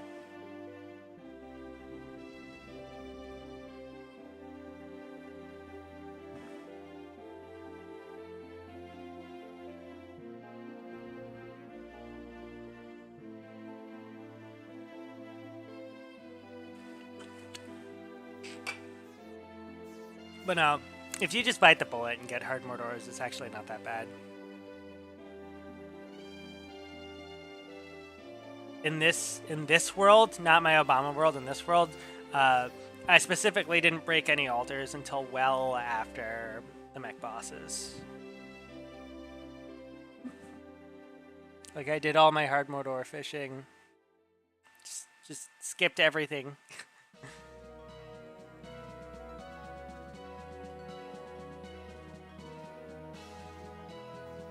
I saw in I think it was no, I saw in the Waffle Time video just recently that it uses the same strategy I used to get my Demon Scythe in Obama's world, which is or it's very similar. It was Hoik platforms in the underworld, but I used a wooden yo-yo to do it, and he was using silt to maintain his challenge. So his was actually a bit safer than mine, which is interesting. But I think it's funny, you know, craft a wooden yo-yo, thwack, thwack, thwack, thwack, and then suddenly you have a really powerful item. So that's fun.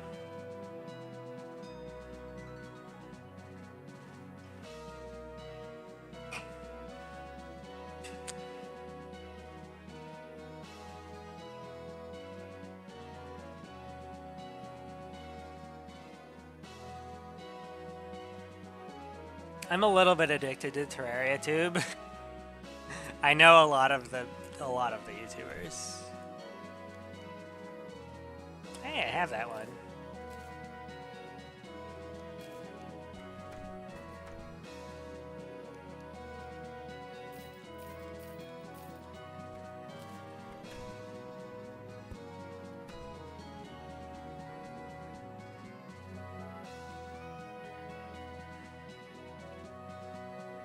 What am I at?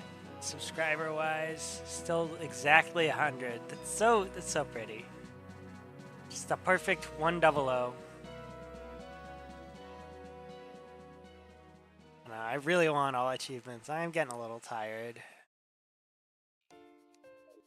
We'll see how much longer I have in me, but I'm probably gonna go to bed soon because I work tomorrow. 155, which is pretty good. I am enjoying just hanging out, though. I napped after work today because I was tired because my sleep schedule's always fucked. But I do that to myself, so. Hello, Raleigh.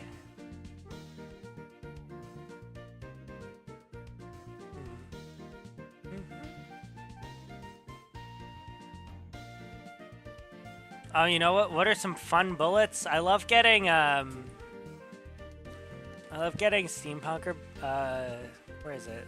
I love buying a bunch of cogs and then getting the high-speed bullets. Hey, I use Forbidden Armor. It's not that bad. Just get good, you know.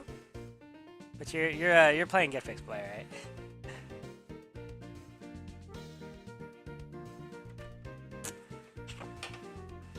I got Forbidden Armor on my last classic character.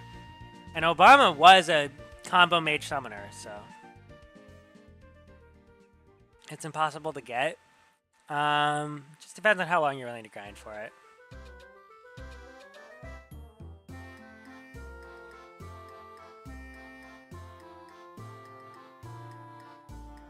I don't know. I think at least with Pokemon, grinding is like part of the enjoyability, and you can look at it in a manipulative psychology, you know, sunk cost fallacy kind of thing. But you know, I'm not losing any extra money just playing the one Terraria game. Or sorry, playing the one Pokemon game. So like, I like just sitting down and, you know, bonding with my Pokemon in a sort of, you know, pseudo-psychological, like, oh, it's my Pokemon, I love him kind of way, and training him up, even though it's like, you know, I would have the same battle experience if I just hacked in the correct values that I want. But I like the grind. It makes me feel like I'm putting, you know, there's blood, sweat, and tears are in the Pokemon, and now there's more of an emotional connection. Sandstorms suck. They always appear in pre-hard mode and then never again. And just a standard smiley face from Creeper Gaming. I'm happy you're happy, Creeper Gaming.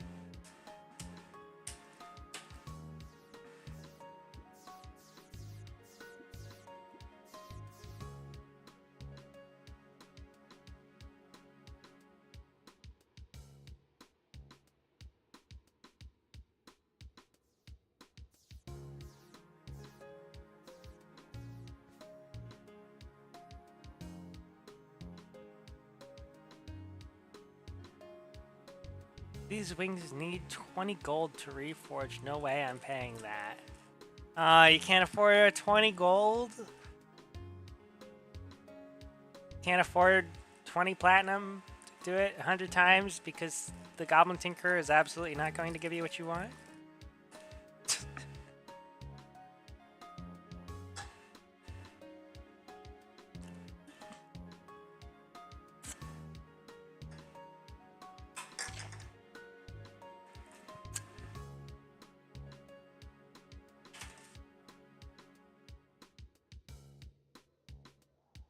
It's so weird that it's so silent here in my house. Like, there was no people.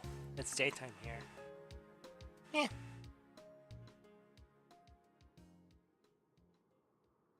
I don't know. My apartment's pretty quiet. It's not that bad, aside from, like, highway noise. I must have, like, 28 platinum, but I prefer to stay rich, not blow it all on the goblin. Isn't that what it's for? Isn't that why you get rich? To blow it on the goblin? I have one of these. I have a bunch of these, as a matter of fact.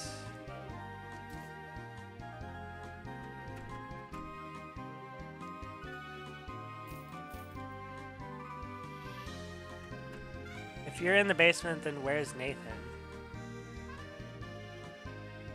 Oh boy. Michael!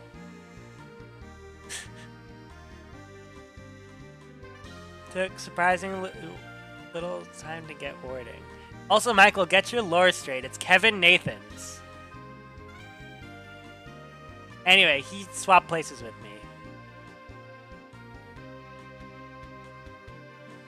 He's holding me hostage now, and I have to beat Terraria. 68 defense, no buffs. I know how you can get another few defense. I actually don't have Iron Skin on me, but I was going to say Iron Skin and food. I just made a huge blunder for that to happen. Yeah, I know. It's called getting addicted to Terraria. But I got 100 subscribers, Michael. Check it out. Whoosh.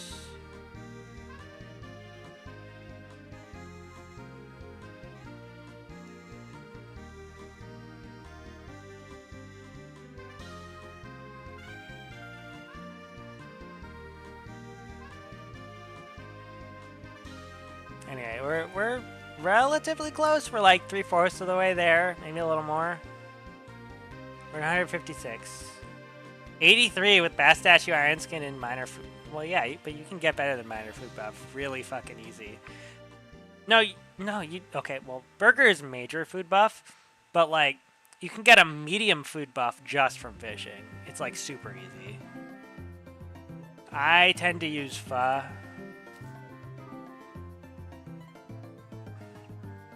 Also, there's a Pho shop, like, really near me. I've been going there a lot. It's delicious. I think I'm the only beginner in here. Oh, of course not. Beckett doesn't even play Terraria. And I don't think Michael does either. So you're at least better than them. Plus, I always keep some cooked fish on me because of the constant seed mechanics. Yeah, or constant seed mechanics.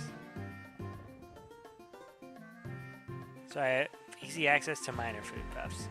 But yeah, so if you cook regular fish, you get shitty like sashimi buff.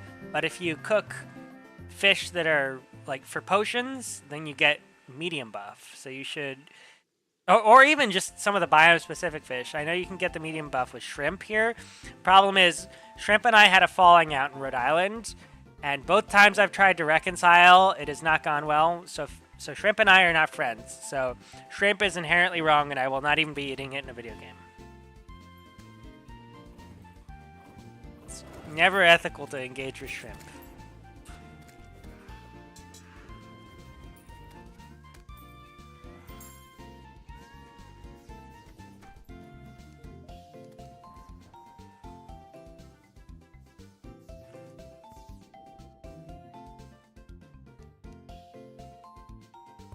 Zombie fish.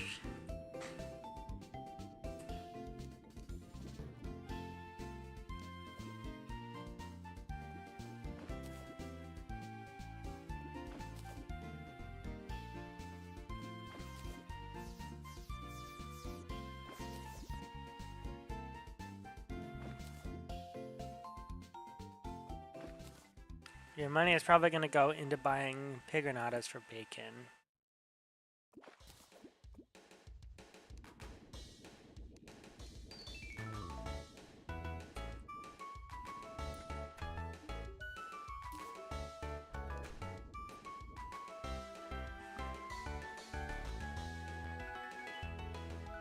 No, yeah, I would recommend going to the ocean or wherever is comfortable for you and getting any fish that's not just standard bass. Like any fish that's just a tier above bass and then cooking it all. It doesn't take that long. Or if you get a traveling merchant, you have a bunch of money, just buy a giant amount of food and you never have to think about it. You have 444 Souls of Light. Fun. You can, if you need money, you can farm Keys of Light. You know the lava trick?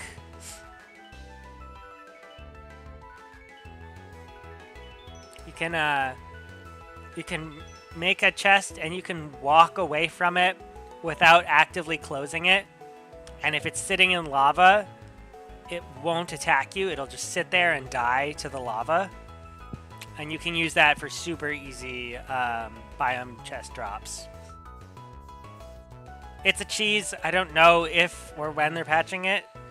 But if you're okay with cheese.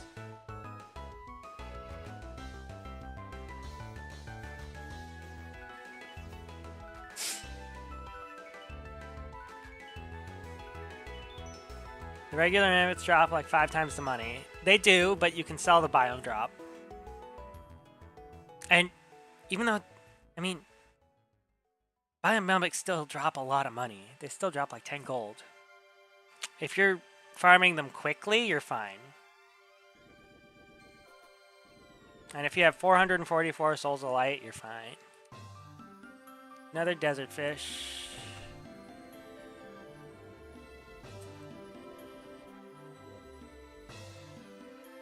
During a blood moon, they spawn a ton. I can just farm blood moons. Yeah, that works. Whatever floats your boat.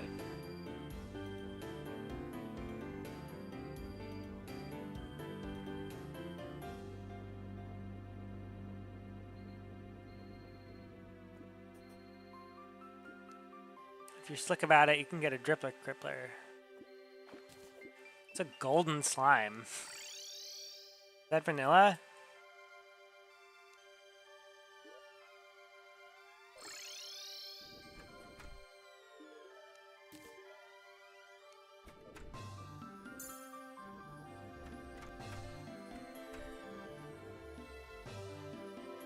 Oh, right. I haven't played any of the seeds yet, hence the other achievement I'm missing.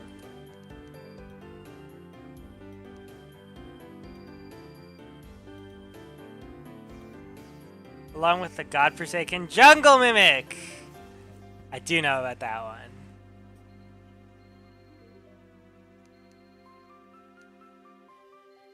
A Raj fish.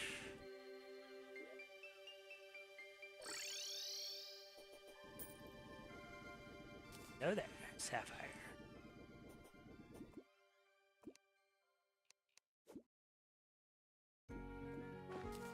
That stuff cannon is my nightmares. I like keeping my inventory clean.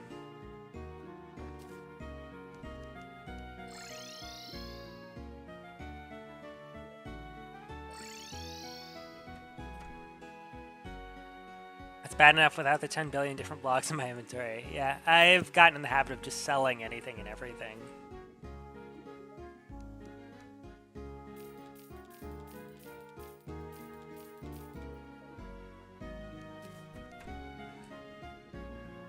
I hate randomly picking up encumbering stones and realizing it's like I don't want that.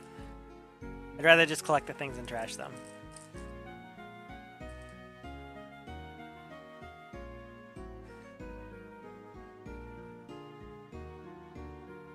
Ugh.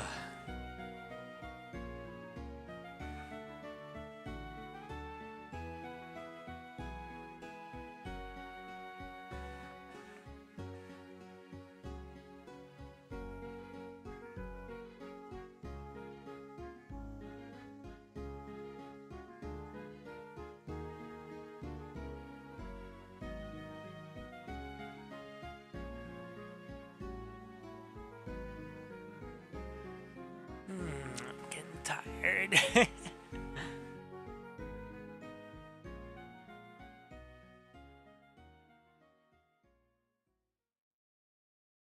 Literally just need fishing stuff to get the shell phone at this point, and only 2 of them. This is where I would have considered cheating in the items or if I weren't recording it. You're recording it. Interesting. I don't know. It's not that bad. I tried speeding up the game with Cheat Engine, but it doesn't work on the same frame rate timer kind of thing that Cheat Engine uses. So.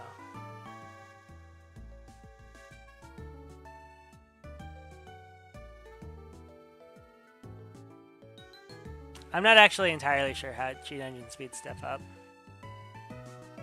I'm making it into videos. I've gained 1 single subscriber from it, so it's working. Hey!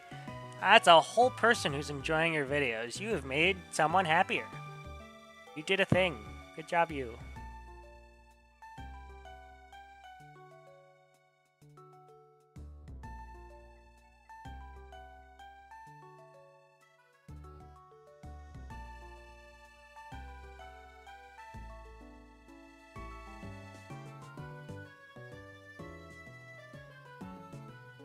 And I'm probably just gonna do till like 160 and then stop. I'm tired, I want to wind down, maybe watch some YouTube. Watched Wallagug play both Kindergarten and Kindergarten 2, so that was fun.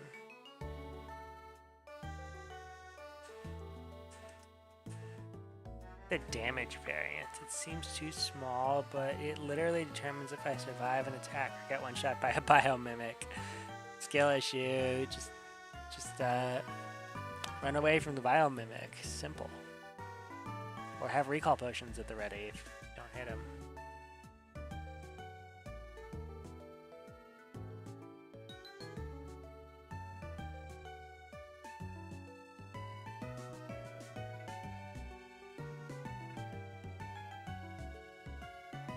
My juggling balls are in the main room and I don't have to go get them.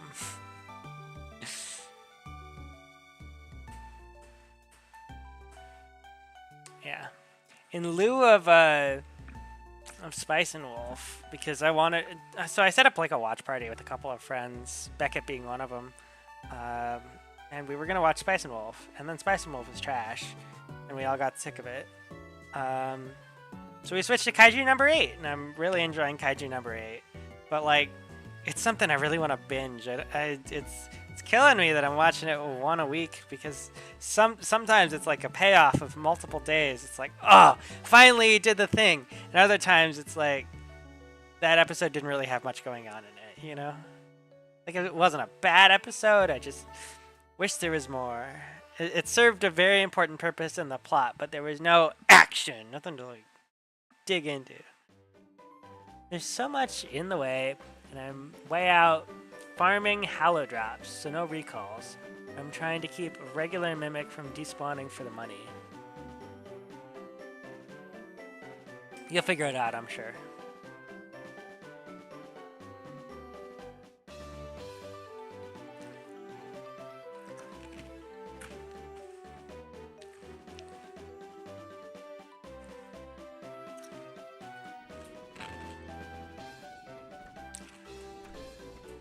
Hey, there we go.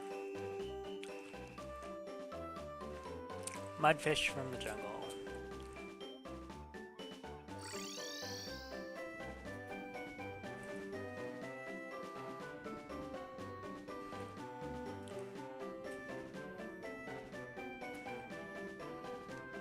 I think if I need a jungle fish, I just do this.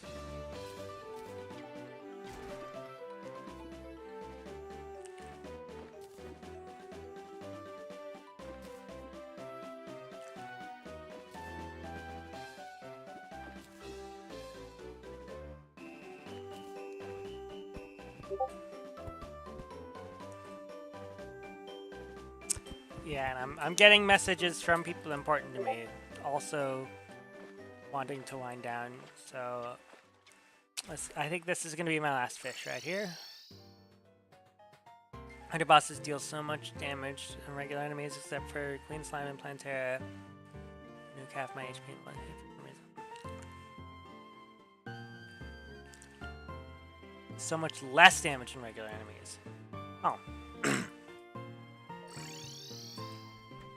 Sounds like you're not playing on a hard enough difficulty.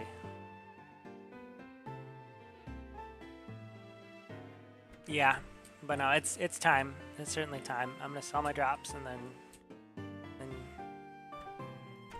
be done. Good stream. I hit 100. Thank you, everybody. Let's give that last subscriber kind of thing. Subscribe. Woo. Give me go. Thank you, everybody. Have a good stream. Oh.